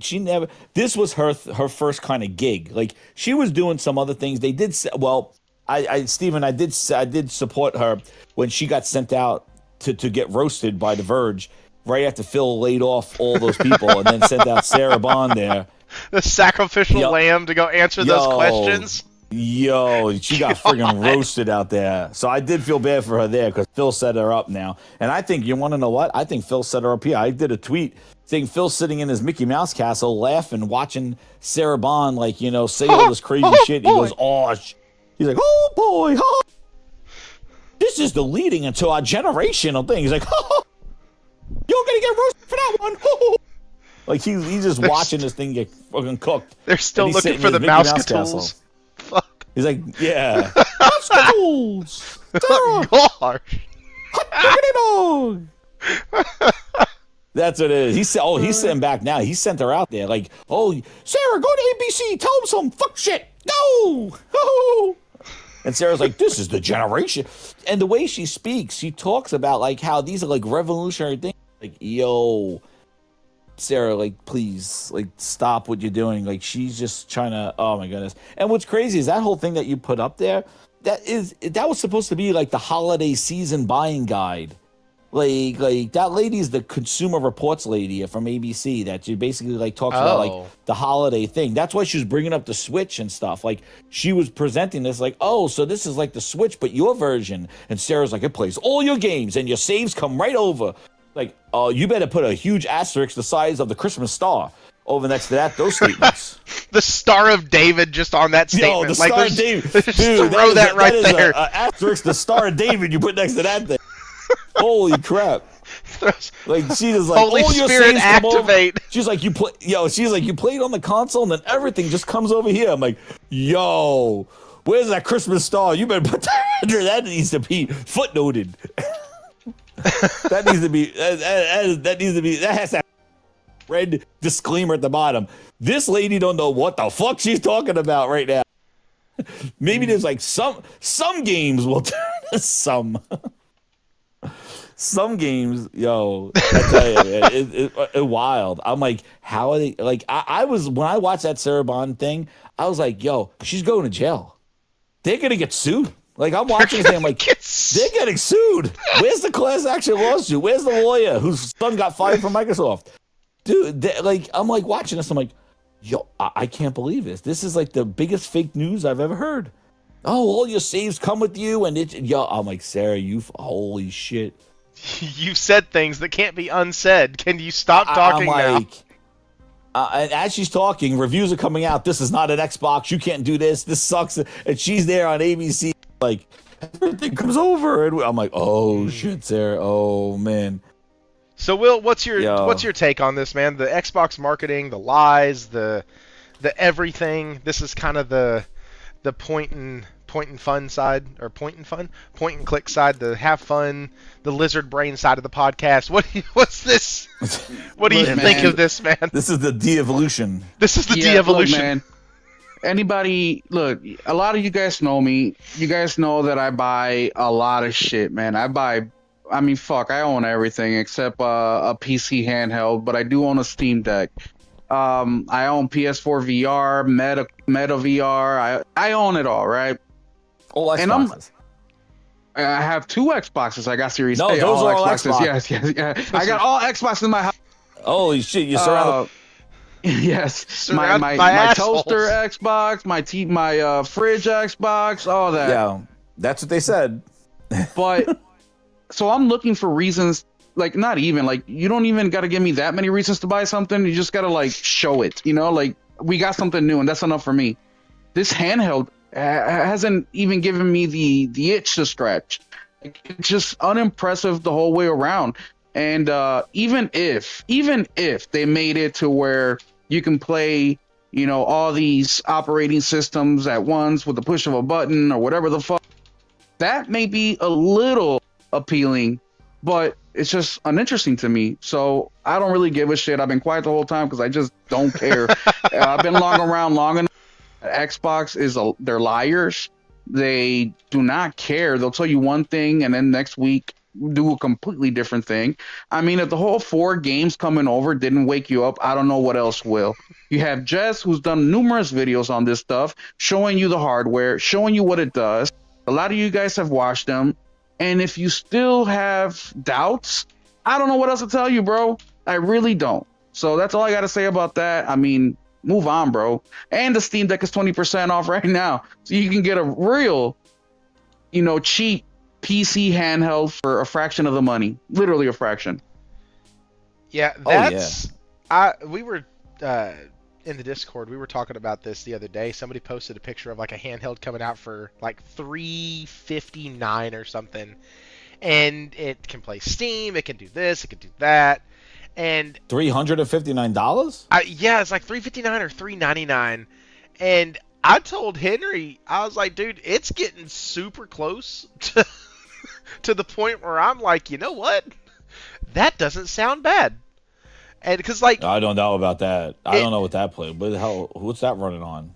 I don't remember. You got to see the other thing. I'm gonna tell you, everybody who's listening, you got to be very careful with the handhelds because there's a lot of bootleg stuff, and you got to, even when you go on Amazon, some have Android on them, some are Windows. The Windows ones are usually more expensive.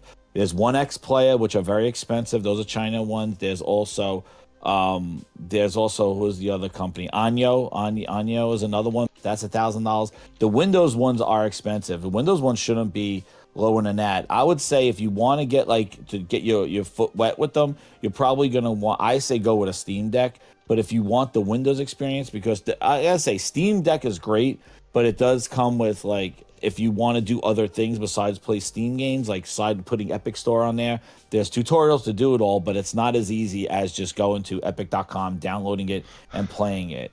You got to kind of, like, get the you got to get Proton, which kind of mimics exe files, and you got to. It's not hard, but it takes a couple more steps than what you're familiar with if you use PC.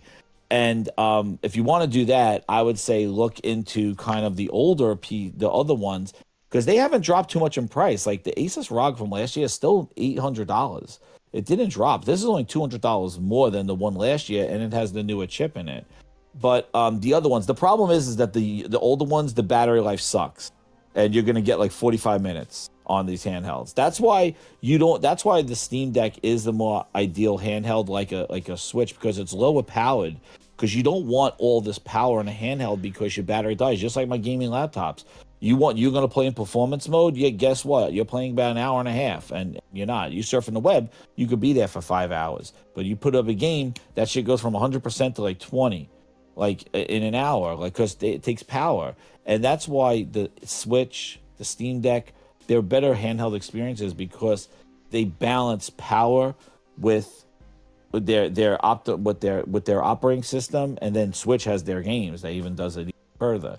Whereas these Windows ones are basically they're throwing chips on it. Windows thinks it's on a fucking desktop PC, so it's running full blown on everything. Loading up one, like, man, you boot up any of these other ones. You boot up OneNote, Office 365 is pre-installed on your precious little SSD. You still got Office 365. You still have OneDrive side loading and popping up every time you boot up your handheld gaming system. You got all these advertisements. Hey, did you take the oil off of Office 365 today? We'll remind you in 3 days. I know everybody gets that one. That happens on your handheld. Or if you start downloading shit, all they want to start up in the beginning, you download Razor Core and all this shit. Everything boots up like it's a full-blown computer, and that bogs down your system when you're trying to game. And what I will say real quick, because look, I've never been a PC gamer ever in my life. I mean, I played a little bit when I was a kid, and that's because we had an adult in the fucking room, and whenever something messed up, he stepped in and he'd be like, "This is how you do it," blah blah. Of course, I didn't pay attention, but just to give you an example. My education on PC is basically whatever I learned in middle school, high school, and at work. That's it. So if you are a console gamer and you are looking into the PC handheld, what I will tell you for example, the Steam Deck is one that's very popular. A lot of people talk about. My experience with the handheld is that it's great when it works. And what do I mean by that? Not every game is going to work. A lot of games will, and then they have two different tiers. They have the games that have the green check mark, which means that they're fully compatible, and then they have some games that have like a yellowish kind of check mark, which means that it could be a variety of different reasons, but it's not fully implemented with the Steam Deck. So you may be excited to get one of these PC handhelds because you think, oh, I can play this PC game that I really wanted to play, and then you get there and it could be not PC compatible. Now, that doesn't mean you can't play it. It just means you have to configure stuff and see if it may play. But just keep that in the back of your mind, because just because you get one of these handhelds doesn't mean you can, or at least for the Steam Deck, I can't speak for the ROG or anything else. Maybe just can talk a little bit about that. But you can't just go in and play any single game that you want on Steam and have it work. It's not that simple. But it is cool that you can just jump in and play a big portion of them.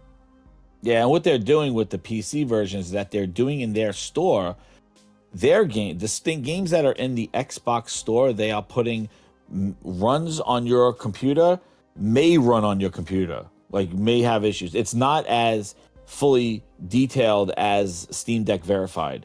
And the problem is that it doesn't work with Steam games or Epic Games outside of the Xbox store. So they're only rating their own games if it works, looking at kind of your Windows configuration. So they're trying to do it, but it's only going to work with their Xbox Store apps. And that's the point that I say, how many of us buy games from the Microsoft Store?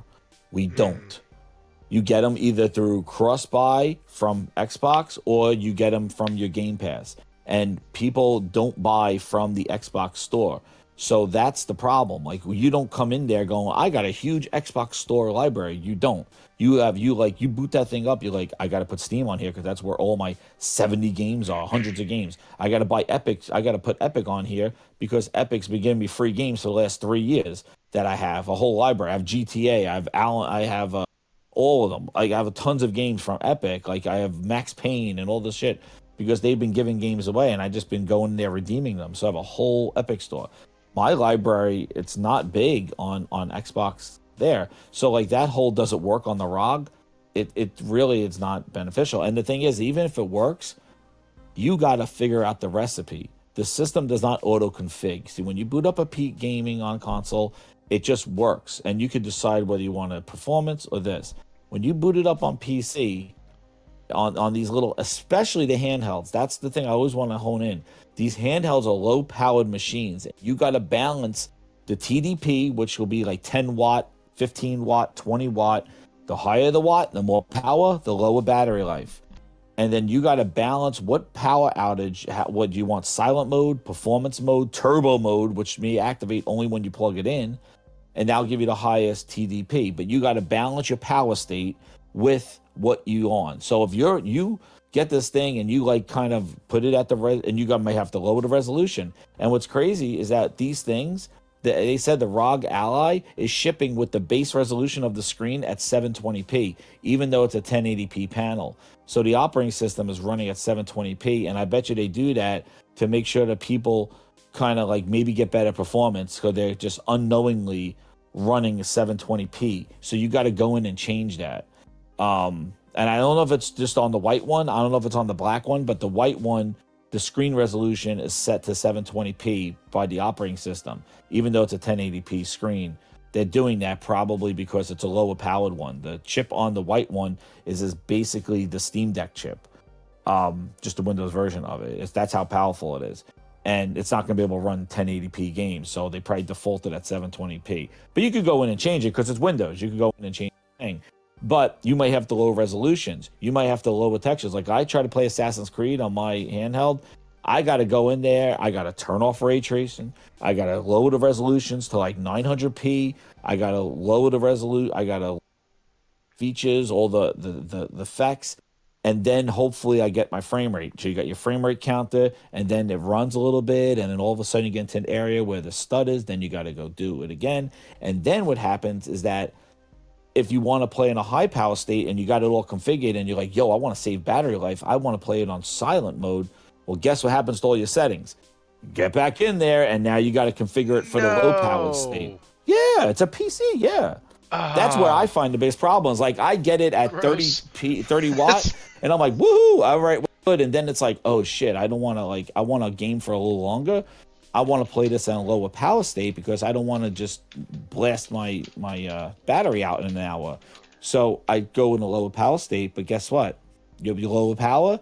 It's not going to run that game with medium settings. It's going to run it at low settings. Jez, I'll be honest, man. If this was a video game and I did all that shit, that's the game, and that happened to me in like a video game, like let's say I'm playing a Souls-like, and you do all this work and all this progress, and then one thing happens and just erases all of it. You know what I usually do with that game? I usually just throw it in the trash and say, hey, I'm done playing it. So like, no, I would never. That sounds like a fucking nightmare. That sounds like a nightmare. I'm going to be honest with you. I spent more time doing tinkering the stuff than actually playing the games. That's why I pretty much use them for emulators. They run great. But when you want to play Assassin's Creed or these things, they don't have mode for handhelds. Like that's why Steam Deck has some modes for handheld, like Steam Deck mode, and Cyberpunk has one.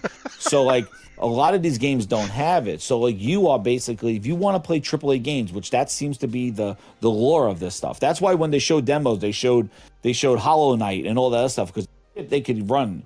But when you want to play like Gears and you want to go play like, you know, Assassin's Creed, Shadows, or you want to play these big games on there. First off, if you want to play Assassin's Creed, you gotta load up Ubisoft Connect and log into that separately. So that's a whole other wonderful thing you gotta do. You want to play EA games, you gotta go log into there because even though you bought the game from Steam, you still gotta have Ubisoft. Oh, I bought it from Ubisoft, so I gotta still log into there and have them verify my thing. And for some reason, Ubisoft loves to update their app. I don't know what they're updating it for. Maybe collect information, but every time I boot up the Ubisoft app just to launch the game, the app is updating. I'm like, the game's not updating, but their fucking app is. And I'm like, why am I waiting for Ubisoft to update their app? Like, this is ridiculous. But anyway, those are the things. See, that's why when you get a gaming PC, you want to get a powerful one where you don't have to do all this shit. You just put it on a pretty much 1440p, you put it on high and ultra, and boom. You have enough overhead that all that's great. But when you're dealing with handhelds, you now have to balance power with functionality. And if you want to play AAA games on that thing, and all those games, you want to play Ninja Gaiden, that was actually my next Call question of Duty. And the other thing too, Go put Call of Duty on there. It's like 150 gigabytes. Guess how much the other one has? 512 gigabytes on the white one, and and 1 terabyte on the other one. I will say this. Let me say, and I know jack shit about handhelds, but when I saw that they have a 1 terabyte SSD in that thing, I was like, you know what? That's pretty cool. Like, I was like, yeah, the that's black pretty one sick. does. The white one doesn't. Yeah, I The know, white but one like, put 3 games and it's over. well, like, yeah, and so like I actually went into some of these reviews looking for the positives, and you've mentioned quite a few of them, but man.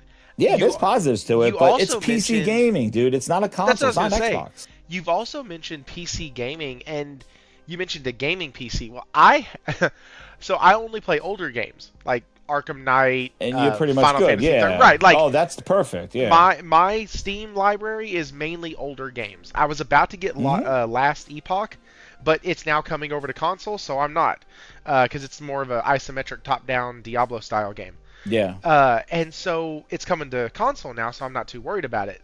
But like, I don't deal with any of that shit because I'm not trying to play new titles. I'm playing old shit that my computer looks at and goes, "Hey, watch this shit."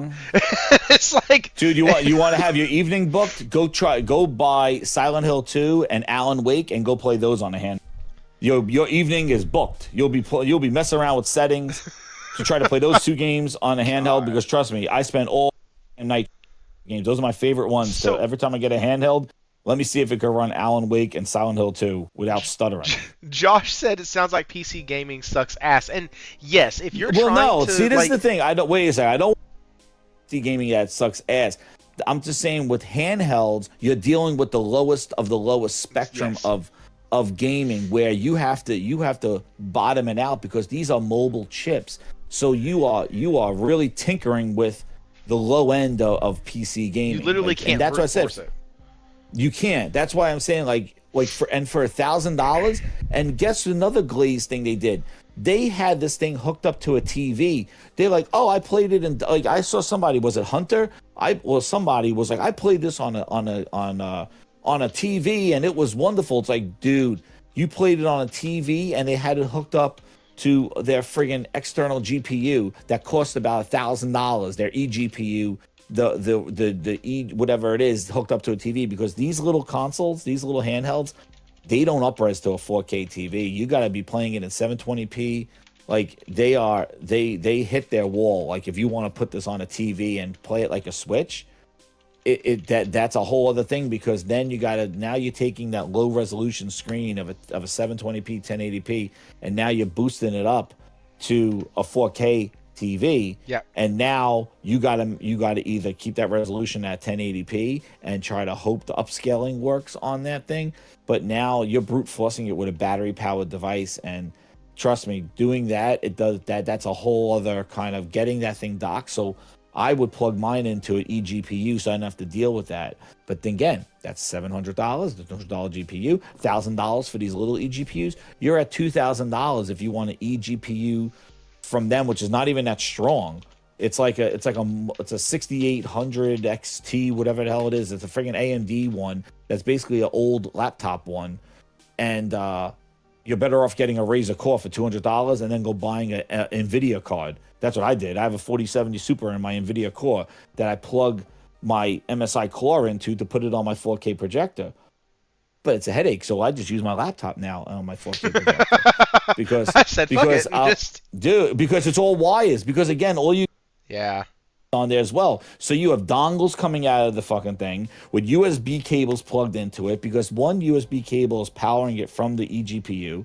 Like it believe me, I could do a whole course on this shit, and the reason why, that's why it grinds my gears so much listening to these people who do it for a living, and I do it as a hobby because I love gaming and I love. And knowing this and seeing how these people that get paid to do this in the industry are so naive, they're dumb or appear dumb in their writings and their reportings. And it's like, this is your job and this is not my job. And how do I know more than you? And you are lying to your readers, to your viewers. Like, you are blatantly just lying to do, I don't know what. Like, I don't know if this is a scam. Like, you know how people go, like, nowadays with the grifting? They basically go, like, this is wonderful, this is wonderful. And then at the end, they go, I was wrong video. And it's like, you know, fuck out off, please. It gives them a ton of content, though. Like, if you can And always that's what make they a do. take, That's what they do. if you can always have a take that you have to apologize for, that's 2 videos, my friend. That's I know. And it's like, and you get all the haters in the first one, and then you get all the people go, see, so. And Damn. see how level-headed this guy is? Do you see how, like, he was able to, No. like... Yeah, no. No, it's just... It's a scam, and that's why I can't, like, I can never do that. I can never be like that, because I see people do that shit. I will never, like, do that and then be like, if I'm wrong, I'm legit wrong myself. Oh, shit, wow, I'm surprised. Like, I'm going to go full-on positive with this, and then at the end go, or full-on negative, and at the end go, I was wrong. Like, unless I really felt that way. But they're just people that just do it all the like that's what, and I think that's what they do. Like, that's what Tom Warren was doing. Like, he was like, this is an Xbox. Look at me playing on PlayStation on Xbox. Do you remember his friggin' tweet? So that's the part that pisses me off, because if you watch these reviews, he blew up Spider-Man. And Will, I swear to God, we're gonna get over to PlayStation I'm and sorry, some actual I'm gaming done. shit here in Fuck, just a I second. should have went to my podcast. I should have went fucking podcast. I know, dude. I didn't want to you. Sorry, man. No, I learned something, bro. They're all gonna fucking hear it again, grind. So Friday, you're fucking hearing it tomorrow afternoon. This guy is on here and he talks about how you can see all of your games from all of your libraries from your PC. Like, if they're on your PC library, you can see them on here for Epic, for Steam, for all of this. And so you can see it through the Xbox overlay, which, yes, does give the appearance that these games are on Xbox. That's PC-only games. That's Spider-Man. That's whatever. But when you select it, it actually opens up the other software for you to be able to play it. So, like, yeah, because they have to do DRM. Right, you're not playing it through the Xbox Play Anywhere anything. You're actually playing it through Steam or through Epic or through wherever the fuck you have the game through. Well, Xbox Play... See, Thrifty, you're getting caught up, too. Xbox Play Anywhere is not honored through Steam or Epic Yes, Store. I'm sorry. I said the wrong thing. You're not playing it through their Xbox overlay. Exactly. Well, that's all it is. It's you get Play to Night. access it. You get to access it through the overlay, but that overlay launcher. takes you. Yeah, that overlay takes you to another thing. Yeah, and that's what Tom Warren's tweet was like. Look at me playing a PlayStation on an Xbox, and all he did was launch it from Steam, but it was in the Xbox overlay. So, best example that I have in my own personal setup is my PC. Right, I have Diablo 1 on there from GOG Games. Anytime I am on my home screen, I am not logged into GOG. But when I click on the app for Diablo, it auto-loads me into GOG servers and network, unless I'm offline, and then I can still play it offline. That's the whole point of GOG. But, like, you, like, get prompted in to this other software, to this other program, and it's the same thing. That's all this is.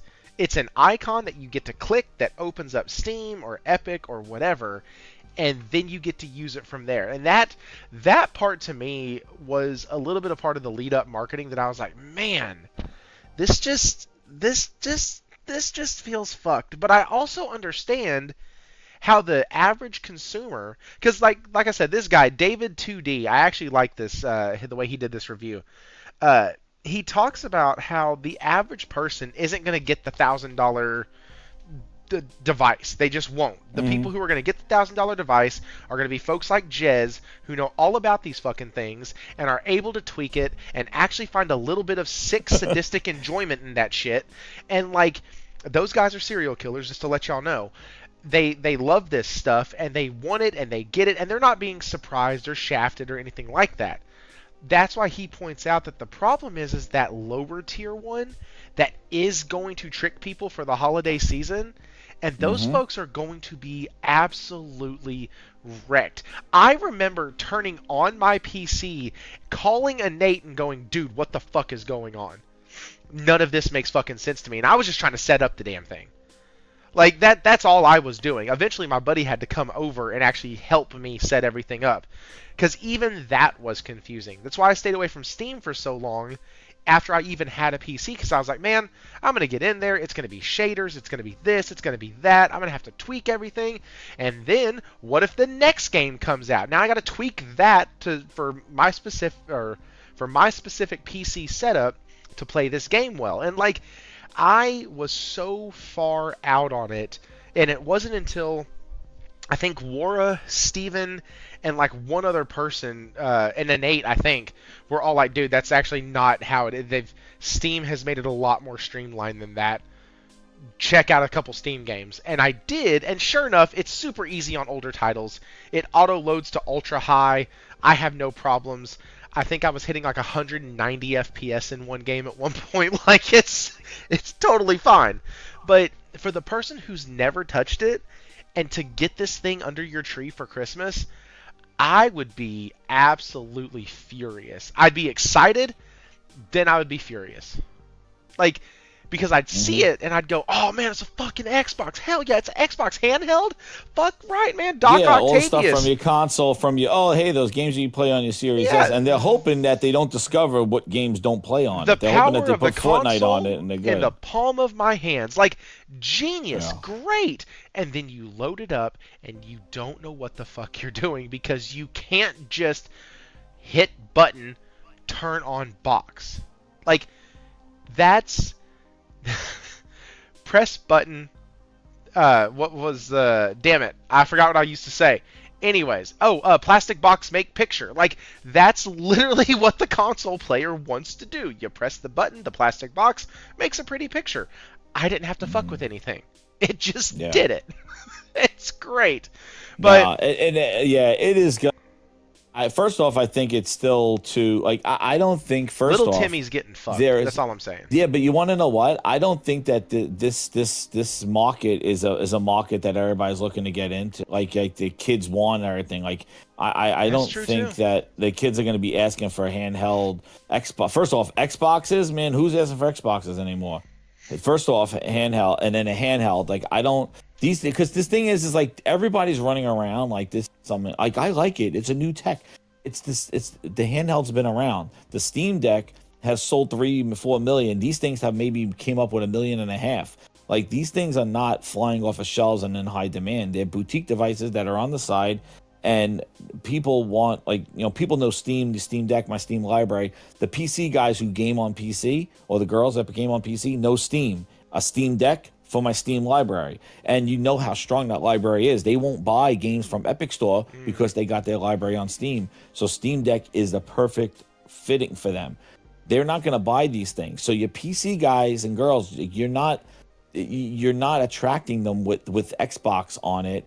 Secondly, the console people can't even play their console games on it. So this thing is like in the middle of it's in the mud. Like it's not for PC people and it's not for console people because that's who's asking for this. Who's gonna want, and also that price. Like who wants to spend $600 on that thing? And then when if it even gets into the house, the setup.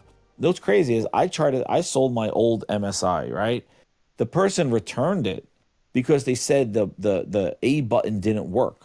And I'm like, no, I sold it to you. It worked fine. They're like, no, I can't get the A button to work. And you want to know what? It was his kid that was trying to use it, and he could not configure it. I was like, did you turn? Make sure that it had embedded controller on? Did you reset? Did you restart it? Did you look? And I'm like trying to help them over chat, and he's just like, my kid can't get this to work. I'm returning it. I'm like, the button's not broken, so he returned it. And as soon as I got it, it worked fine. I did a Windows install on it, and it worked fine. I'm like, whatever they did, I'm like, are you in full screen? Like all these PC solutions to try to help him get the A button to work. But he's just like, fucking Jez became tech support. Like this. Yo, and that's why, and I got it returned back, and that was the MSI cost 7 because I bought the 8. And if you remember, I got the 7. What got me in this whole thing was that Target was clearing the 7 out and charged $300 for it. So I picked it up for $300, and I was like, "Oh shit, MSI is not too bad." I want to try the 8 AI, and then I returned this one, sold it for like 2 something, and then I got it and I bought the other one. But the button worked. It was a software thing, or it was a configuration, or the kid had a setting, but he's like, yeah, my kid don't do it. And then I even thought I was talking to the kid because he was writing in like kind of like it's not working, like just kind of like a kid kind of statement. Like I was like, is this an adult that I'm talking to and not? But like telling you the problem but not helping you find a solution. Yeah, it's like the A button don't work, dude. So like he said it some way. I'm like, get you that. But anyway, they sent it back, and it worked. But you're right. That whole thing, it's not a thing where you say, hey, Merry Christmas or Happy Hanukkah, Happy Kwanzaa. Here's your console. All right, leave me alone. The shows, I'm going over here. Yeah, go play with it. They're gonna be running right up to you, going, they want me to log into Microsoft ID, and they want me to install Office 365. Should I do it? I'm like, what? Play a game, like, you know what I mean? And it's and what's crazy is that I'm seeing here, and again, I'm not gonna go on rant number 2. I save my voice here, but I've seen people going, well, and you already see the future glaze. We already see the future glaze. They talked about the handheld, Thrifty and Will. They talked about the handheld for over a year. Like this was going to save Xbox. Oh man, wait till Xbox releases a handheld, then we're going to see what's going on. They hyped this thing up. It's here. Guess what happens? It's not an Xbox. Know what they're glazing now? This is the future though of Xbox, and I'm excited. It's like, imagine a device that you could play all your games on, like Steam and Epic Store. It's like, dude, are you really seriously thinking like? Because what's crazy is that the thing that makes this thing get bad reviews, the thing that's shitting on this thing, is the Microsoft influence on Xbox on it, because it's basically a PC. The whole Windows full screen experience, that's the future of Xbox, and that's the thing that people say sucks. It's not ready. It's in beta. How the fuck are you sitting there, Dusty Bin, saying, well, this makes me excited for the future of Xbox? Like, you're excited for $1,000 beta on a device while they're going to say we're figuring it out. All right. And that's what's happening. Now they're trying to promise that this is what the consoles are going to be moving forward. And the Xbox is the worst part of it. So I'm going to make a hard pivot here, and where I'm going to use them figuring it out as a segue into how PlayStation has got it figured out, at least in the UK, when it comes to full first-party AAA releases. Because our next topic, and Will, I'm not even going to talk during this one. I'm just going to let you handle this one. It's just, Ghost of Yotei delivers strong opening across Europe. It debuts at number 2 GSD European charts with sales openings in line with its predecessor, 2020's PS4 hit Ghost of Tsushima, digital and physical. Ghost of Tsushima was a surprise hit for Sony back in 2020 and launched during the COVID-19 lockdown, which drove record numbers for the video game sales. It's the biggest first-party launch since Spider-Man 2 in October of 2023. Now, pause. That statement is misleading as all shit. The only other major launch, at least that I found, that came out between then and now, and I'm talking major launch, not like major first party, is Astrobot and God of War Ragnarok. So, it's beating out God of War Ragnarok. Ragnarok came out in November. Spider-Man came out a month or so before that. So, cool, that's great. Not that big of a claim. It's not like it's beating out every single thing that PlayStation's ever launched. But since Spider-Man 2, it is the biggest first-party launch, which means it beat out Ragnarok and it beat out Astrobot. The PS5 exclusive narrowly missed out on number 1 with EA Sports FC 26 holding on for the third week in a row. The football games standard edition, blah, blah, blah, blah, blah. And then it goes into the rest, Digimon, Super Mario Galaxy, and all that stuff. Here's the list right here. Hogwarts Legacy is still on the damn list. That's crazy. Doom Eternal, I know some folks in the Discord are going to be happy to see Digimon on here. Far Cry Primal got a big bump for some reason. And then Red Dead Redemption 2 was it like $1? I have no freaking idea, dude. But it's up 3,000%. Uh, Doom was up 8,600%. Like, something happened. South Park Fractured But Whole, that was probably a big sale. Mhm. And then Final That's Fantasy Tactics. Obsidian's game too, Yeah. isn't it? Ivalice Chronicles. And so, like, we have some really good games on that list. Obviously, talking about Ghost of Yotei right here. Uh, and I know everybody here has played at least a little bit of it. Uh, and so, yeah, really, I honestly didn't expect to see any kind of. I didn't expect this. I probably should have, but I didn't expect it. Now, granted, this is from one market, blah, blah, blah. I know all the caveats to this. I get it. It's not from Glizinia, right? It is not. This is not. This is from GSD European charts. As a matter of fact, No. Lunchi Sky actually sent me this, and my first response was, "That's the same crap that everybody else is pointing out. It's Don't from even, Alinea." yeah. And I was like, "Just don't even worry." He goes, "No. This is Christopher Dring. It's from GSD." And I was like, "Oh, okay, cool." So, Will, what do you think about this, man? Does this surprise you for Ghost of Yotei? Did you think it was going to do worse? Did you think it was going to do better? Like, what was your thoughts on this, on sales wise at least? No, it doesn't surprise me at all. I mean, look, man, even here, let me give you guys two examples. I have a cousin who is super casual, and I have a stepbrother who's super casual as well. The first casual cousin, he plays a lot of 2K, but he plays more video games than the second one. He knew about Ghost of Yotei. Now he didn't get it, but he's planning on playing it in the future. The other one, who plays video games every once in a while, didn't know anything about it. And then when I did tell him, he's like, "All right, I might check it out in the future." And I asked him, "Why? You like samurai games?" He's like, "Well, it's a game from PlayStation, right?" I'm like, "Yeah, yeah, those are usually pretty good." And what he meant is the quality's good. The specs are, the technicality of the game is great. Tsushima was a big hit, right? So a lot of people were looking for the sequel. So of course I expected this thing to do well. Does it surprise me? Absolutely not. Now, what I really want to see from Yotei is how it looks, how it does in the long run. Is it going to get to Tsushima's numbers? Is it going to surpass it? Is it going to stay under? That's going to be my real surprise. If it does stay under, by how much? If it does surpass it, by how much? But every single person, even people that don't have a PlayStation, they know, and we've seen this over and over again. And I mean, look at Astrobot, a platformer with the numbers it did, winning Game of the Year, is super impressive. And I think that PlayStation has really got it figured out. Well, they did have it figured out, but then they want to jump into this other bullshit to hit the lottery.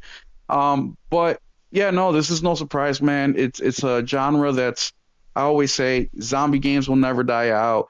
Ninja samurai games will never die out. Sports games will never die out. Shooter games will never die out.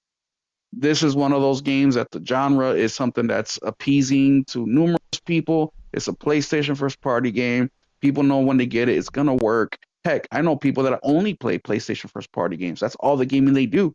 As soon as they're done with Yotei, they won't be playing another one till the next one. So yeah, no surprises there whatsoever. Yeah, that was kind of my take on it. There's not I well, let me rephrase that. I didn't expect it to do this well out of the gate. I really thought the marketing on it was not the marketing, the counter marketing on it was going to cause some sort of people to feel some sort of way. I really thought that we were going to have a just more backlash, more hesitation because of all the political crap that tried to get stirred up online because of uh, I don't even know her name because of whoever plays Atsu, their political beliefs and all that stuff.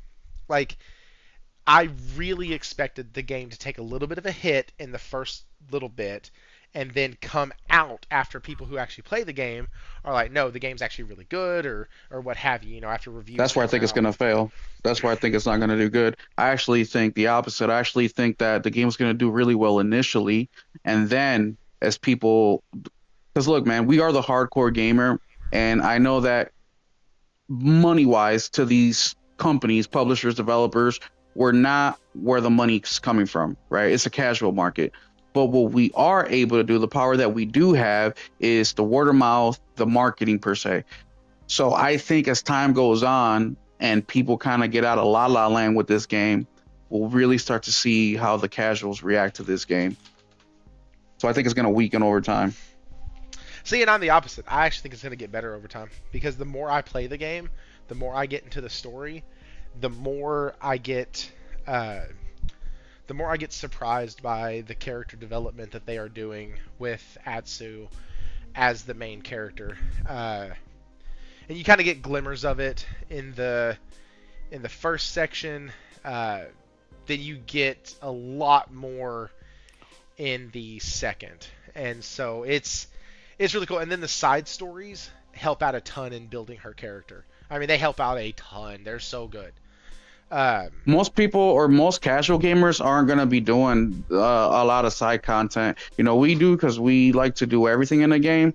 But I think the things that some people, or you said, you know, the side content will do more for her story. I think that the casual market is really gonna miss out on it. And another thing too, if you, or like my cousin, he's like, oh man, so Jin, I'm like, no, it's a new character, and I didn't spoil it for him. I didn't talk him out of it. I didn't do none of that. He's like, oh, for real? Why they do that? And I was like, I don't know, man. They just did it 300 years later with a new character. You got to play to find out. And he was disappointed. So I think that that's going to turn a lot of people off, because who in their right mind was expecting a completely new character after the end of Ghost of Tsushima? So I think that's going to hurt sales a little bit, and we'll see how the word of mouth gets around, whether it is like how 3G says, whether more people advocate for it, or how I think where people are going to be like, okay, I played it, I beat it, move on. The story wasn't nothing special. And the reason I think that is because of if you're looking at social media like we all do, the top 2-3 things that people are talking about this game is how pretty it looks, how well it performs, and the combat. That those seems to be the big three that I see. Where in Ghost of Tsushima, Last of Us, God of War, I mean, a lot of other games, you get more of a fuller hypeness, you know, story, music. You get a lot into that. And look, I love the music in this game that I'm playing in lo-fi mode, or that low whatever it is, that lo-fi music. The Watanabe. I'm playing. Yeah, I'm playing with that, and I love it, man. The music's just playing in the background. It does a great job of like kind of silencing when I'm doing in a cutscene or shutting up. When I'm in a bigger cutscene or people are talking, and I love it. The whole instrument she plays, I don't know the name of it, but there's a couple songs in here that are complete bangers. I like this way better than the flute. So there are some things that, as a fan of Tsushima, I can say, yeah, this is pretty dope. But I'm not hearing a lot of that from the internet. Also, too, I don't think the success of this thing needs to be met. It's going to be really hard to compare this to Ghost of Tsushima, considering, like you just said, it came out during the pandemic.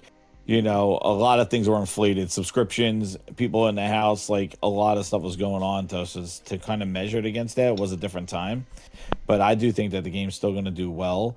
And I think that, you know, there's more to it when they add the multiplayer to it. Maybe they do like a demo of it and things like that. But the thing is, the game's fantastic. And if these games don't sell, you know, and they don't hit what they need to do, like, then we're probably going to get less of them. So, but these games do sell. These games do sell, right? They should sell. But like, and they you're do. saying that it's not. Which one hasn't sold? I don't know. Not this one. No. Well, what are they saying about this one? But why do you think it's going to go worse, though? Because one, the verbiage coming from the hardcore is the hype isn't there, like how the hype before it came out. It was there from the hardcore. Don't listen to the hardcore. No, I know that, but I'm not talking about the article. I'm talking about just word of mouth, us communicating with the internet, because we're able to push games to the next level. I mean, we did that with so many. I mean, Baldur's Gate. We've done it with a lot of games where the hardcore is pounding the ground with how great the game is, and now casuals are playing games that normally they wouldn't play. Right? I just don't see it. Elden Ring's another one. I just don't see it with Yotei as much. Now it's only been week. It's only week 2. So who knows, as people start to finish the game, what their reaction is going to be and what their online presence is. But I just haven't seen the same thing as I've seen even with a more recent release like Spider-Man or Astrobot. I mean, Astrobot, people were going crazy for that for months and months and months. And I think those things are what takes a game to the next level. Well, Astrobot came around as a surprise, and I think that's why it lingered on, because people weren't expecting. It also didn't have Battlefield 6 the next week right after. Well, yeah, and also it's coming off the hit of Concord. Everybody's like, "Yo, we hit all," you know. But you want to know what? I was even thinking this. You know, was Will saying? You know, what's interesting?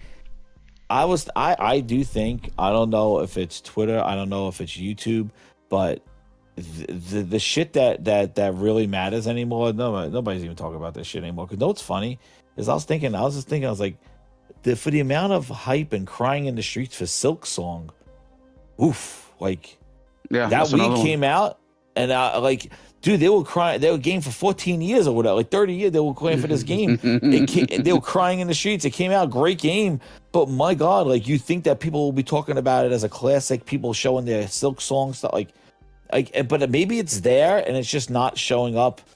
How curated our phones are and listening to all the bullshit we search for and the things we talk about and the things in our feeds. Like, maybe we're just not seeing it. You know, I don't know, because that's what I was thinking. I was like, maybe just because I'm like, you know, following stuff for like news and channel, my stuff that I want to talk about and things I'm interested in, you know, I'm not looking up Silk Song, like, you know, strategy guides. Maybe if I was, I would get fed all that stuff. So you got to remember, like, a lot of these things, like, we look for all the crazy drama and people fighting and, you know, Paris fighting Tim Dog and all this. That's the shit that's going to show up and not Silk Song. So the thing is like, maybe, you know, all you hear and your phone's listening to you and you hear you talking to this and games and this, and it's feeding you all this other horse shit, and all that stuff is there, and we think like it died off. Maybe it's there, but like what you're saying, like, you're not seeing that stuff for Ghost of Yotei. And like, I was just thinking about it today about Silk Song. I'm like, my God, like, wow, that game came out, and oof, like, maybe I guess we'll talk about it again at the Game Awards, like, you know, when at the game in the end of the year. But I do think that Yotei it's an incredible game, and like, you know, I do think that it's gonna have legs, I think. And also, just and another thing with Silk Song is that, you know, PC is a big thing with this game. I mean, we have PC gamers that like stealing shit, warning other PC gamers not to steal it, right? The price is so low, it's only $20, buy it. But I also that's so true. They're like, please don't steal it, just buy the game. Just buy the game, yeah. But I also think that because Yotei is on PlayStation only, or I'm sorry, Silk Song is on multiple consoles.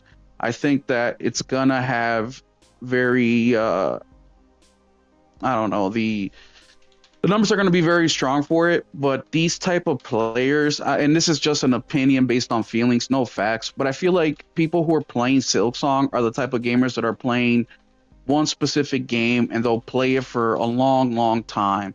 You know, where they're not like us, well, we'll beat a campaign, we'll move on to another one. Hell, before we even beat the campaign, we're moving on to another one and coming back unless the game really captures us. And I just think that there are two different games for two completely different markets. So by default, I think Silk Song will do way better, even if price wasn't an issue.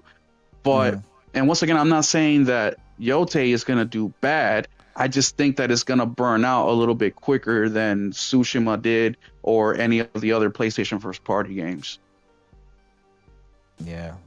And it's a new character, and it's not Jin, it's not a sequel off of something, but yeah. And it's a lot of confusing things too. Like, you know, my cousin looked at the trailer, and mind you, the last game this guy beat was God of War Ragnarok. You know what I mean? Like, he tuned in last night to play 2K, and I'm like, oh, here he goes again, back to his fucking bullshit games. Yeah. But he looked at the trailer, he's like, so she's back in Tsushima? Like he was so confused because everything looked identical to him except for the different weapons, except for the instrument, except for a couple little things. And I'm like, no, this is completely new map, completely, like, he was confused. He thought this was like a DLC type of deal. So then he kind of got a little deflated already. And once again, I didn't speak negative. I actually want him to play it.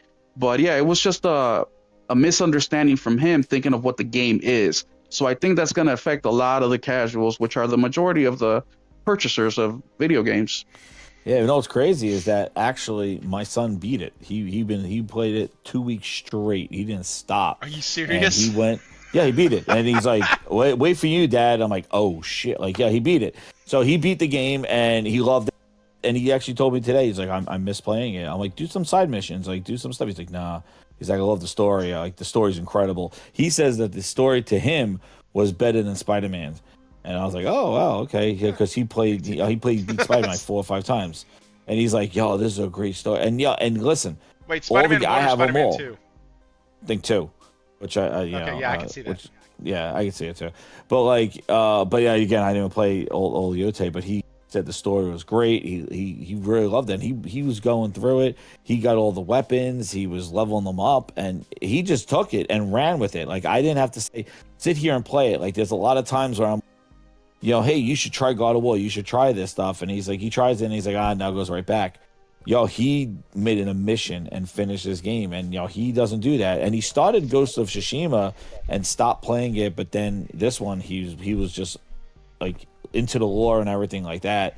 And, but yeah, so like the thing is, I think that the game is going to be, I think it's going to have legs. I do think, the multiplayer thing comes out. So that's going to be another bump when that comes out, if they plan on any DLC to it.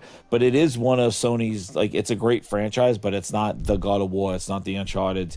And I think the next time, and Saros is not going to do anything if Yotei is not going to light the world on fire, with like, the internet and stuff. Saros not going to do that either. So the only time we're going to see this is going to be Wolverine. Wolverine's going to be that game. Yep. Be GTA and Wolverine will be the ones that blow up the internet next year. I think Soros will do better than Returnal, but I don't think he'll do that much better. Yeah. But again, every time you release a game, like the internet to blow up, like Wolverine is gonna, and then also too, it didn't help. Like, it comes out, they had Wolverine place, like that was kind of Sony like, they kind of let their game come out, let it shine, and then after that, come talk about their next game. But they kind of came out and said Saros and Wolverine, and it was. And then it's like, oh yeah, here's Yotei in a few days. It's like, oh, okay, Wolverine, Yeah, and then So, I will say this: the hype for games doesn't seem to be lasting just in general. Like exactly, that's what I was thinking, Trails man. in the Sky FC came out. People were hyped about it. There was a whole community who was super into it coming out. Really excited. The first game, worldwide release, and then after the first day or two, I saw nothing. The first day was like, congratulations, this is awesome, so happy we get it in the West at the same time, and then nothing. Well, bro, think about how many games are coming out consecutively. I mean, there's not even enough time to breathe. That's true. It is a lot now. Just in 1 month, we got Silent Hill. We got fucking Hell Is Us. I mean, just Hell the Is last Us, another one that months. just flew. That was like demo and everything, dude. Borderlands. You know what I'm saying? It's crazy. And then when we look at the smaller games, Mafia, there's a shit ton of those too. Shinobi, Shinobi, I mean, there's a ton. I mean, I literally was telling people, because people are like, I just beat Silent Hill F. I got the first ending, took me 22 hours, and I love those games. I just hate the puzzles. I'm Sonic Racing Crossroads. I just got the Minecraft people showed up today. I'm like, oh crap! Dude, I didn't even beat the game yet. I literally got my GameStop credit card statement, and I have about $40 in points just from all the games that I bought in the last 2 months. Like, it's insane. Dude, I got Pokemon on pre-order for tomorrow. Yeah, see, I was gonna get that. But I'm like, no, I'm not. Even though I'm super interested in the Pokemon, but I'm refusing it. And I didn't beat Donkey Kong either. Oh man, I beat it. I beat Donkey Kong, but there's just a lot of games. So and the big games too, not just little games. No, these are big games. So there's not enough time to breathe. I mean, we had Yotei that came out, and look, I don't want to, Thrifty said, well, we had Battlefield come out before. Every game had to deal with that. You had one game come out, then Borderlands came out. Borderlands came out, then fucking Silent Hill came out. Silent Hill came out. Little Nightmares 3 came out. Last week Friday. Dude, do you see that collector's edition? Like the box waiting on that had mine. like the 3D? Yeah. Yes. Dude, I'm waiting on mine. Mine got pushed to the end of the month. Well, I got there's a mirror edition that's like almost $200. The mirror edition. Yeah. I didn't get that one. So I got the one that's 110 that just comes with the statue. But yeah, that one looks badass, but I think that one was only through the Their Bandai I think, website. right? Yeah. Yeah. They always have the cool shit on their website. Yeah. hmm And it wasn't too expensive either. I mean, comparison to all the other shit, but it's only a $40 game at the same time. But yeah, no, it's just a lot of fucking games, man. So I don't want to say that because Jotei is bad, it's not getting the hype. No, there's just a lot of games coming out. Yeah. So I still Chronos. I was playing. I got that on PC. I played Chronos, freaking Chronos, dude. it's That just a game lot is of weird. games. Even I feel a little overwhelmed with games, and fuck, I've already beat this month. Silent Hill F, Dying Light 2, The Beast. I beat Battlefield 6 campaign. I've been playing that. How do you like it? I love it. That game was great. Yeah, I love it too. Yeah, I love it too. That's like and my Henry- go-to PC game. I got it on PC. It came with my graphics card. I like love it. I'm like, holy Yeah. crap! I would have bought this game. Yeah. I got it for free from my I got the Intel. Ultimate Edition. Yeah. So if you bought the Ultimate Edition from Dying Light 2, you got the Beast free because the Beast was supposed to be a DLC. So you were supposed to get another does not DLC. feel like a DLC is. No, it doesn't, and it plays a little different than Dying Light 2 as well. Yep. It's a great game. Yeah, because But yeah, I love wasn't it. a fan of Dying Light 2. I beat the Dead Island, but Dying Light 2 just did not stick with me. I love Dying Light 1, but Dying Light 2 I Mhm. just didn't like it. And this one, this is great. They did an awesome job with this. Oh yeah, great game. I recommend it to anybody who likes zombie games or parkour games, whatever. Yeah, It's a good streamed it. game. It was so good. And as I'm talking about all these games I All want right. to play, I'm playing hockey. Jesus. It's okay. So- let your hair down. Let's go my Rangers. Yeah, man. You can turn into a casual for a night. It's okay. And then the Giants beat the Eagles, so I was playing Madden. I was like, oh man, I got to play. Oh man, this is it, man. That's why I'm telling you. That's why that Portal comes in clutch, because I'll be sitting on the couch and like I'll be, you know what, I gotta get my gaming in, and that's another thing that I'm surprised with all this handheld. And I don't want to go back to handhelds, but the thing is like I feel like the Portal is cheap. It does what it needs to do. You don't need to wait for Play Anywhere or what games work or what games don't work, save states. Shit just works around your house, and it works even outside with your phone and stuff like that. There's some compromises with internet, but it does the job. Like, it gets your games with you, and you don't have to natively download shit. It has a better and battery I life. will say this on the because Portal. I took that it's- shit to Atlanta when I went to MagicCon. The hotel room, man, it's great. In the hotel room, tethered to my phone, it worked just fine. Yeah, No I did problem that. whatsoever.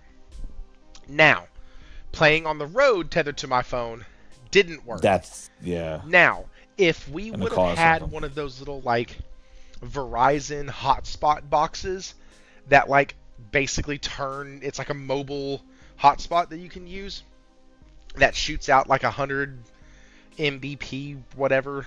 I don't really know. Yeah. It does really well. And basically you can put that in your car and then all of a sudden you have Wi-Fi. It'll work with Yep. that as well. Like they have done It wasn't always so- like that though. No, that's what I was gonna No, say. they improved it. They have done so Mhm. much work on that. And the cloud games do work well on it too. as They Very much as, work well. like, very well. That's when I said Yeah. that the Portal was no longer useless and is actually useful. When they Yeah. did the cloud thing and they updated the internet connection, that's when I went, okay, Yep. now this thing is not useless anymore. It's actually fucking useful, and it's a great product. Yeah, I even But in tried the Mortal beginning- Kombat on it too. And know what's crazy too is that the games that you get on the, so if you get the games on the cloud, like so Mortal Kombat, like if it's a cloud enabled game, it automatically takes your save and your DLC and all your stuff and it makes it yours. So like No. if they add it to the cloud part of the Portal, it's basically everything that you have saved, unlocked, and purchased in that game. So it's like it's pretty cool. Like it just makes it yours. It's not like the if you bought the ultimate or if you bought like DLCs and stuff. My DLC showed up on the cloud one, and it's not like the base version that's on the cloud and your version's on your PlayStation. It's pretty cool that it gives you all your save, all your DLC, all the stuff that you bought for it, but now on the cloud, the whole thing's available to you. So it's cool because all my DLC Mortal try it. And I was like, yo, this looks great. First, that screen, I don't know what technology did. That is LCD screen, but that thing looks freaking crisp. That looks incredible. I think the Portal screen looks better than the freaking Switch 2 screen, in my opinion. it does. And you know what? It's bigger than the $1,000 RAW.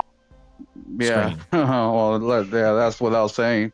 Yeah, it's 8 inches as opposed to 7. Hey, pause. Hey, Pause. Major so pause. all right, Phil shipping 7 inches here. guys, we have been here PlayStation got the for big one. 2 hours. We have our members' voice section still to go.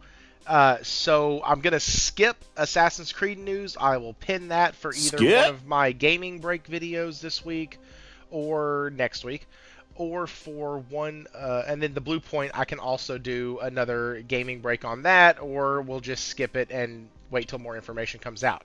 So this right here is from Ace, also known as Isu. He is one of our members here. He's been a member for a very, very long time, since the very beginning of the memberships, and he has a question. Obviously, this question, I was not able just to cut it out and get it to where I wanted it on the screen, so we are just looking at it directly from the comment section. And he says this, also guys, hit that like button. I have a question this week. In light of the video from Mark Cerny on the new GPU tech, and a lot of the leaks starting to really pinpoint the PS6 date to late 2027, unless there's a delay, what are your thoughts on if it's needed at this point or not? I've heard a lot of discourse that there was such a long cross-gen period, and just now starting to use all the PS5 features, and it isn't really needed. Also worries about cost, etc. I actually think it is needed pretty badly for a few reasons. I think ray/path tracing and machine learning have become so big now, and will get exponentially bigger in the next 2 years, and the PS5 has barely any capability in it. PS5 Pro was a good step, but mostly a half step, since it is trying to add some updated architecture to an old chipset, but nothing revolutionary. Also, I think the big issue for Sony and why they need it is because budget GPUs are really closing the gap, if not outpacing the cost/performance of current gen consoles right now due to their age and also lack of decreases. Budget cards, RTX 5060s, 9060 XT are pushing into that type of territory, and there likely will be one more GPU refresh before late 2027. Consoles need to have the cost performance advantage to be successful. I also think Sony is working very hard on ways to counter cost increases and efficiently produce the PS6, so it may hopefully be less costly than the current market looks as it should be. I'd estimate $600. Okay, so in all of that, the question is do you think the PS5 or the PS6 is needed as early as 2027, or do you think it goes somewhere beyond that to 2028? What's up, Lunchy Sky? I see you. Oh, shit.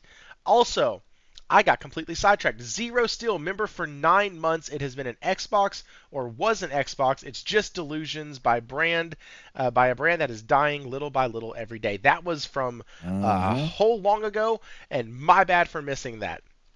Also, that bumps our member goal up to 21 because, like I said last stream, anybody who does the member chats, that does count towards the member goal. So, there you go on that one. Now, hey, Hero, have fun at your meeting, dude. Enjoy. So, I'll give my take first, then we'll go with Will, and then Jez, I'll have you round us off at the end there. I'll have you polish off the top, as it were. And damn, Close Jr. Hey, Closer. Or I mean, Tom Warren Jr. Damn. Oh, there you go. Okay. Fucking polishing. So I actually thought I put that spit shine on it. That's right. I actually thought that they would probably release it in 2028. I gave this generation. Well, hang on. 7. The last one was 7. Yeah, I gave this one an extra year. I think they're going to release it in 2028. I think for some of the reasons that Ace mentioned at the beginning, the fact that companies are outside of PlayStation, well, even PlayStation, they're just now starting to utilize all of the power of the PS5. And so, like, I don't think we need 2 more years to have a brand new hardware, brand new setup that they're gonna have to then relearn how to use and utilize and all. Like, I think that especially because of COVID and because everything that happened at the beginning of this generation, I've always been a proponent for extending it out. I figured an 8 to 10 year cycle looks like, with given what Cerny said about being a few years down the road, maybe we have a 2 to 3 year gap, so maybe I could see 27, but more than likely I'm going to go with 28, and that's where I would kind of put my answer. Will, what about you? Um, the spoiler or not spoiler, but this disclaimer: I do not give a shit. I do not Oh. care. I just want my games. Spit Give me on my that thing. games. Is it gonna help PlayStation put out games faster? If it does, I hope it comes out tomorrow. If they Sure. can go from a 5-6 year cycle to a 3-4, release it now. I will buy it right freaking now. But yeah, I don't care, man. Just give me my games. The games look good. They're running well. For PlayStation, that's always been the case. Everybody else, not so much. So maybe if it helps developers make games better or port them over, but I don't fucking know. But I think that the industry as a whole has a big problem with putting out games that are working properly, giving us the quality performance options. Like we have the hardware, there shouldn't be any more excuses. We have Pisser helping you out, right? Why aren't we seeing improvements? So I don't know. That's as far as I care. Release date, once again, it all depends on whenever they can give me what I feel, whether it's now or 2-3 years from now. But I was like thrifty before. I was like, yeah, they might extend it another year, and they might extend it too. Who the hell knows? This is the most profitable console generation they've ever had, so they might want to keep the ball rolling. Jez? My polishing. All right. I think that the handheld. I think the handheld is targeting for. I think they drop a handheld type thing for 2027. We start hearing about it next year, project names or whatever like that, or it leaks and stuff. It already leaked the chip of it. I think we get that 2027, and then at the end of 2000, or I think we maybe even get some of it next year, hints about it, and then 27. At the end of 27 or beginning of 28, I think we get the PlayStation. We start hearing about it there. I'm not saying I don't think we're getting a new hardware PlayStation 6 in 2027. I think it goes 28. Also, I think that it is a cumulative one, so it's going to be the same thing where I think there's going to be a lot of crossover with the PS5. So it's not going to be just kind of like put their foot in the ground and say now everybody from PS5 go to PS6. I think it's still going to be that slow burn. And like Switch 1, Switch 2. I don't think so. So I think there'll be a couple of games that they'll probably for there, but I do think that they have, because you got to think about like who they still have developing stuff. I can't see them not skipping the whole PS5 like Right. a Naughty Dog or even what's his name Cory Balrog, like not missing a PS5, not being a cross-gen game at least. So That game doesn't I exist. think who the hell knows? It again, but he said the son of a bitch said he's working on it and he wasn't working. So he opened his mouth, not me. And so I don't know. But I do think that I think the handheld is the transition into the PS6. I don't see them releasing a handheld and a PS6 in the same time, like two things of hardware.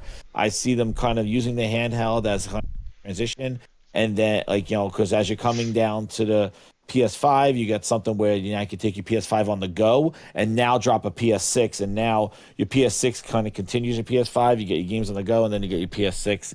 But I think 28, and again, I'm like Will too. Like, I really feel like who gives a shit? Like, really, like it really is just annoying as hell. We're back at Tech Talk again. Like, I know I covered Cerny open up, but again, he opened up his mouth, not me. He went on there shaking hands and talking about what the hot beat of the PlayStation 6 is. Like, that's what that video was. Like, first off, I don't even know why we're doing. Say that shit for CES. Why? A Cerny video pops up now like AMD, but I think AMD is pushing for this shit more so than even PlayStation. I think AMD is, because Nvidia's stock is fucking skyrocketed. AMD is like trying to catch up to like announce our partnership with Xbox, because on PC, our Ryzen cards and shit like that, our graphics cards, the money makers are not really driving it. We're making good with the chips and some of these mobile processes, but really the money comes from the consoles, and Xbox went fucking belly up with their consoles. So now he's like, Cerny, get your ass together. We got to make it up, because Xbox, who are they doing with their console? Like, you got to think the other thing too. Maybe we do. Now I can convince myself that we might get it sooner, because now if you think about it, You're I right. think I think Microsoft finally were disruptive. Not Yeah. disruptive in a good way with Game Pass and stuff like that. I think they were disruptive in their abandonment of the console and Hmm. their push for PC. Because I was even thinking about this driving back from work. I was like, think about Rockstar. Like look at the shit that's going on with taking stock pictures of Xbox consoles and Microsoft pushing a handheld tomorrow that doesn't even play GTA. And you're a Rockstar developing games just for PlayStation and Xbox. And you got to say, I hope those 30 million or so are around when we buy this and they don't just all like go somewhere else. Like, but we're not going to get this huge install base of purchasing. Like, we're only feeding those 30 million people. Like, Xbox is not going to have a huge uptick in console. You know, are they going to stock for that? Because it doesn't look like they're doing that. No. So you got to think about how detrimental. And same thing with AMD. It's like, oh, wow. Well, we'll work with Microsoft, but our chip is going to be more of a PC chip. So we're back fighting with Intel and fighting with NVIDIA and shit.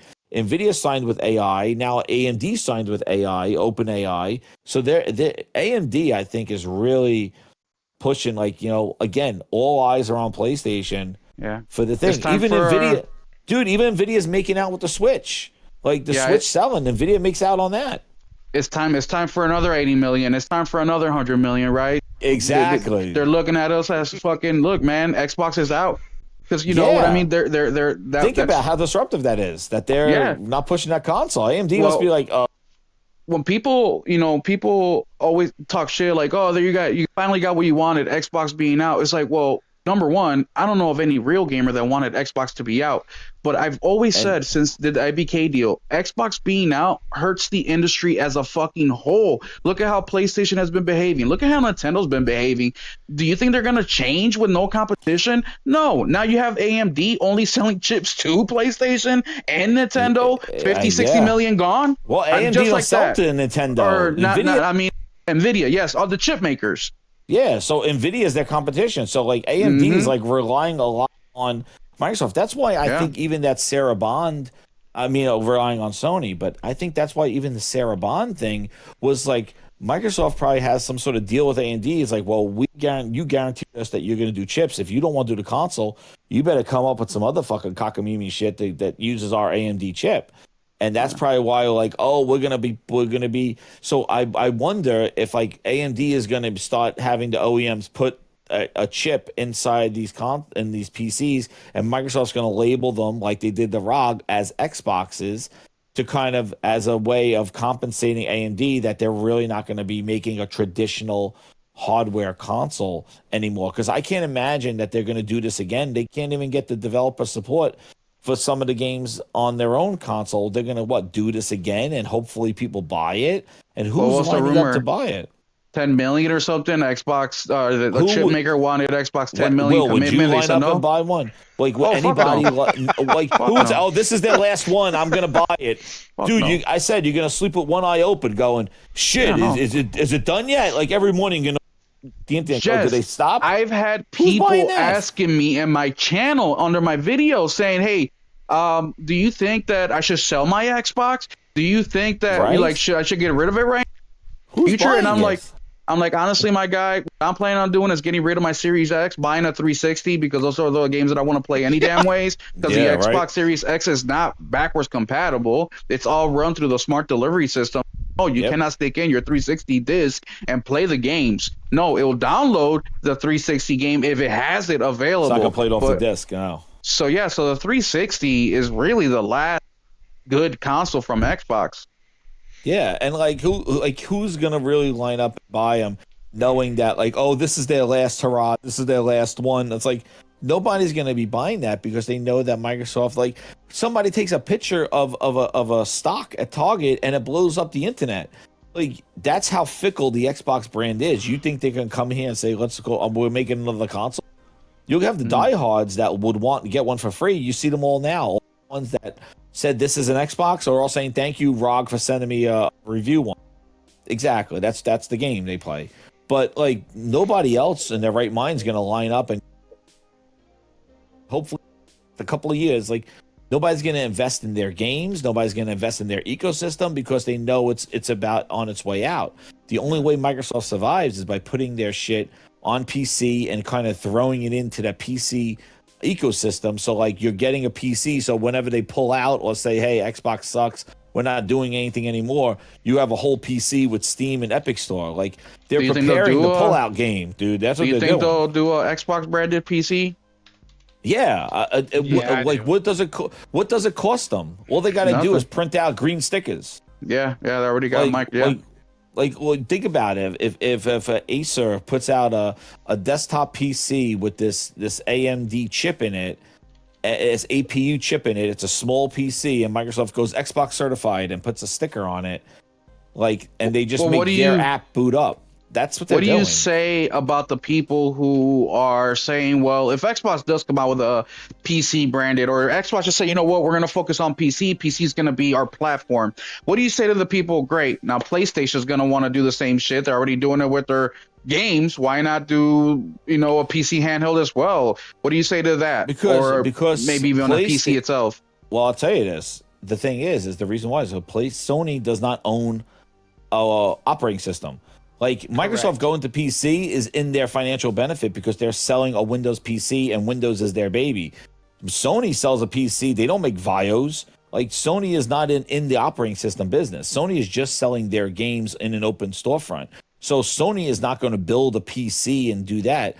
That maybe, if this Xbox branding takes off, maybe Sony holds on to their games a little longer, or they just put them on PC Steam.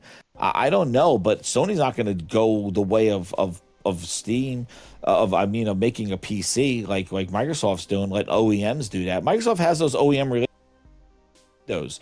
It's not like Nintendo and Sony saying, "Hey, Asus, remember us? Would you like to make a PlayStation?"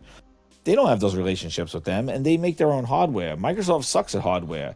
They need the OEMs, and that's why this ROG Ally, Sarah Bond's going to go in there and lie to their face. Do you think Sarah Bond cares that the Asus ROG Ally is not going to sell? They're not researching and developing it. It's not their product. It's Asus's product. So Asus is the one that has to report the numbers of sales and their gains on these things.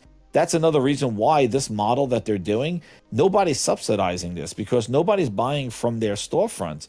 Asus is making their money back. They're charging an overhead of $1,000 thing because they want their money back. Now, this is not an Xbox product where it's like, oh, it would be $1,000, but we're going to sell it for $500 because we know that you're going to buy stuff from our store and we'll make up the money from Xbox Live and from our games, from our ecosystem. So we subsidize the cost and take a hit, like a $200 hit.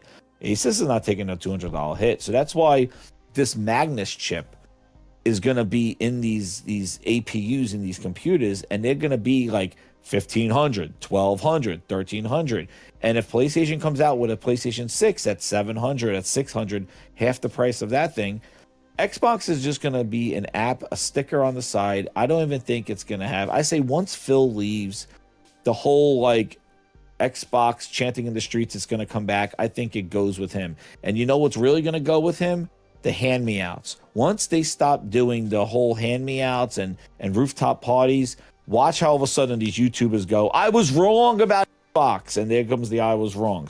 Once they stop getting the freebies, watch all that goodwill dry up. I feel like VH1 it's gonna happen behind the Xbox. Dude, I'm telling you, once Phil goes and once they start like just integrating it into Windows, and it's not as like we're gonna send you all these things and stuff. Once people stop getting shit sent, they're gonna completely just go, and do their thing, and that's what's gonna happen. And I think Microsoft's strategy right now is exactly what the quote that I put from Office Space. We fixed the glitch. They are going to just keep increasing the price of hardware. I don't think they're going to come out and say we're not making consoles anymore. I think they're just going to increase the price of hardware, keep that on shelves. They're going to keep increasing the Game Pass on the console, and they're just going to price them out. That eventually they're just going to fix the glitch. They're going to be like, hey, it's now $40 a month if you still want to stay there. And they're just gonna wait for you to say, I can't afford this anymore. I'm done, and move on. And I think that's their strategy, is just to say, hey, these are diehard people. Let's squeeze the lemon from them. They love me so much. I'm gonna go out there, and they're gonna just keep spending their money, and they're just like addicts. And he's just going to basically just say, I'm feeding your addiction until you can't handle it anymore. So his $35 Game Pass, his $40, his $50. The console now is $800, and you can't find it. and you can't find it. And we're shipping like one every month. So like it's hard to find. It's super expensive. Stores don't want to carry that many. The price to buy it is so much money. The accessories dry up. All the like, and them talking about it dries up. They hype up PCs and their sticker on a PC, and just like that, they fade it out and it fixed the glitch rather than coming out and just cutting off their Xbox Live subscribers that are funding them. So I really think Okay, you and so- King Thrash were right on the money when you said on the podcast that it's not that the stores are kicking Xbox out, it's that Xbox is kicking themselves out, and I totally agree with that. they're pricing themselves. I think it was Michael Meridian. Xbox, how crazy it is that Xbox spent themselves out of business. Mm-hmm. They bought all those huge publishers. It became a money grab, and you could even tell. Like, look at this whole price increase. Sarah Bond was nowhere to be found, and all of a sudden she just pops up when it comes to selling a PC.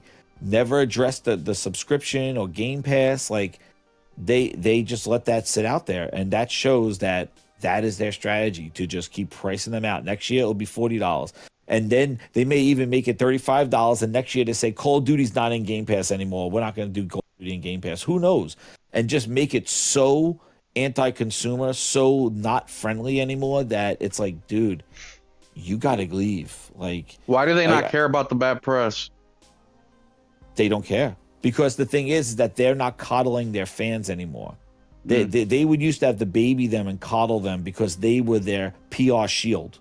Now they're not anymore. Now they're like, hey, you want to keep fighting that good fight for your channel and stuff? Get ahead and do it. You want the free shit? Get ahead and do it. But we're not coddling you anymore because you are not our future. The PC's our future, our operating system, because that's where Satya could throw his AI. Satya has not said a word Xbox at all. He don't care. And I think it's just a matter of time once Phil leaves and Sarah and VPs. I think they're going to have a gutting, and they're going to say, hey, you know what? Xbox PCs they are. And it's not looking real good for them, man. I'm going through my second trend buyout, and man, those things get ugly real fucking quick. Yeah, the Xbox, you'll be lucky if there's coasters left branded Xbox. Yeah, exactly. It's gonna, and you look, and it's so, they never, like, you look at the stores, like the stores are not going to carry them shits, and it's really, it's such a fail on them, because it's not like Sega.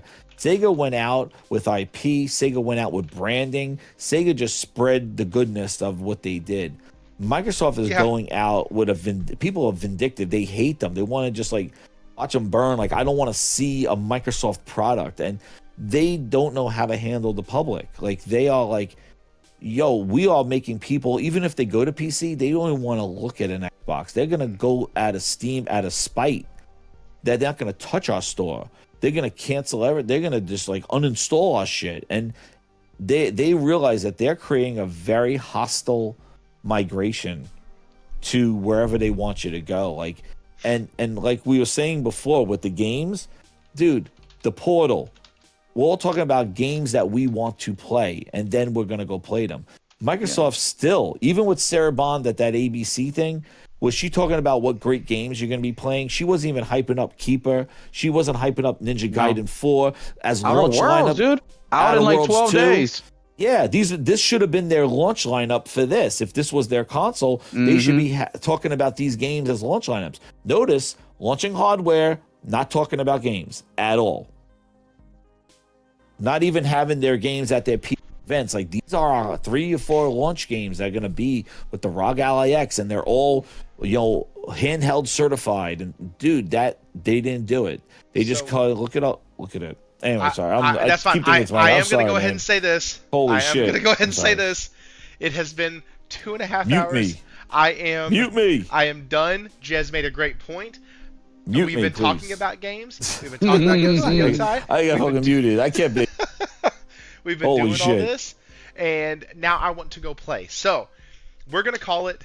Thank y'all. So members question, Ace, when you listen to this tomorrow, when you come back to hear this, because I know you will. Get to your members' questions. Do your members right. No, I'll be quiet. Member question, Jez said 2028. I said there you 2028. And Will said he doesn't give a rat's ass. More than likely 2027. He doesn't really give a shit. So there you go. those are the 3 answers from the panel. And yeah, thanks for submitting. 2027. 2027. There you go. He gave an answer. Ta-da. We also have a member stream for the goal that was hit. Thank y'all for hitting that goal tonight. Also, if you're at the channel looking at the live stream, whatnot, go over, click the video link. I have been releasing a video a day for this week. I will be continuing that. And yeah, just a little quick 5-7 minute videos over random gaming topics. Sometimes it's a video game that I've played. Sometimes it's a thought that I had. One of these videos coming up is about like 5 games to look out for on the sale, 1 game to stay away from because of the price. It's been cheaper before. Just a lot of different stuff. A lot of things like that. And yeah, we have a new name for our members given to it by Josh, and they will be now called the Den Mates because we're all a little nuts. And so Josh said that tonight, and I was like, that I like that. I like that a lot. And so yeah. Anyways, Will 777JP, thanks for coming on. I want to offer a formal apology. You did not get to talk much tonight, and I take that as a... It's all my fault. No, it's not your fault. It is your fault, Jess. It's your your damn fault. The fact Jesus. that a lot of it's the fact Holy that I shit. picked topics. Thrifty. I ruined I didn't everything. get to talk much in my podcast when I had Jess and Oh, that's okay. shit. That is okay. Oh, shit. Yo, I'm getting blocked. No, you got something to say, bro. You say it. Oh shit, he left. No! Yeah, he he go? left. Jess, I no! don't know. Fucking Jess, bro. Jess, where you going? Great, Thrifty. You fucking pissed him off. Now he's never gonna talk to us again.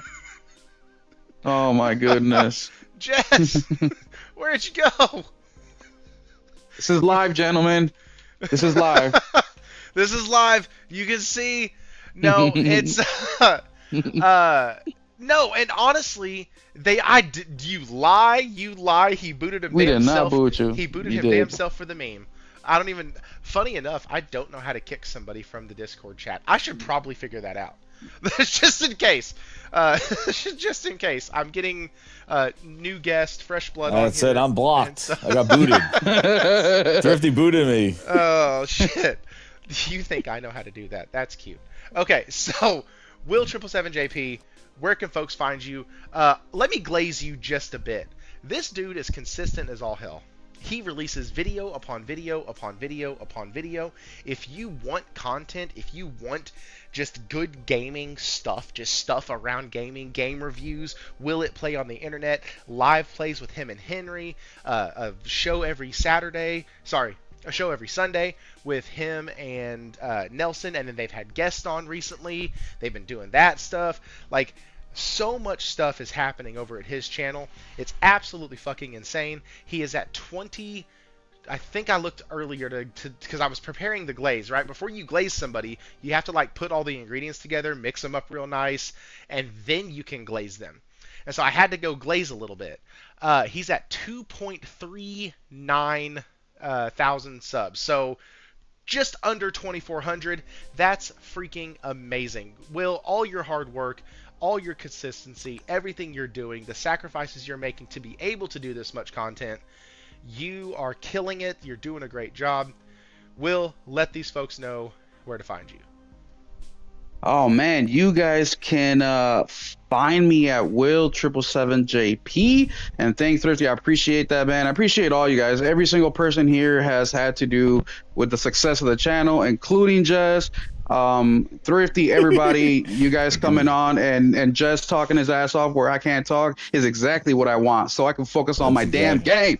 I'm already focusing on making the videos daily, so it's nice to just chill like you guys and listen to the good conversation. But yeah, man, go hit me up there, but don't leave here without hitting that like button, please. Let's get Thrifty up. Let's get him up to 20 likes at least. And I appreciate you guys for having me on. Oh, nice. Yeah, we're at 20. My job is done. Your job My is job is done. done. It's short but effective. Effective, baby. Sorry.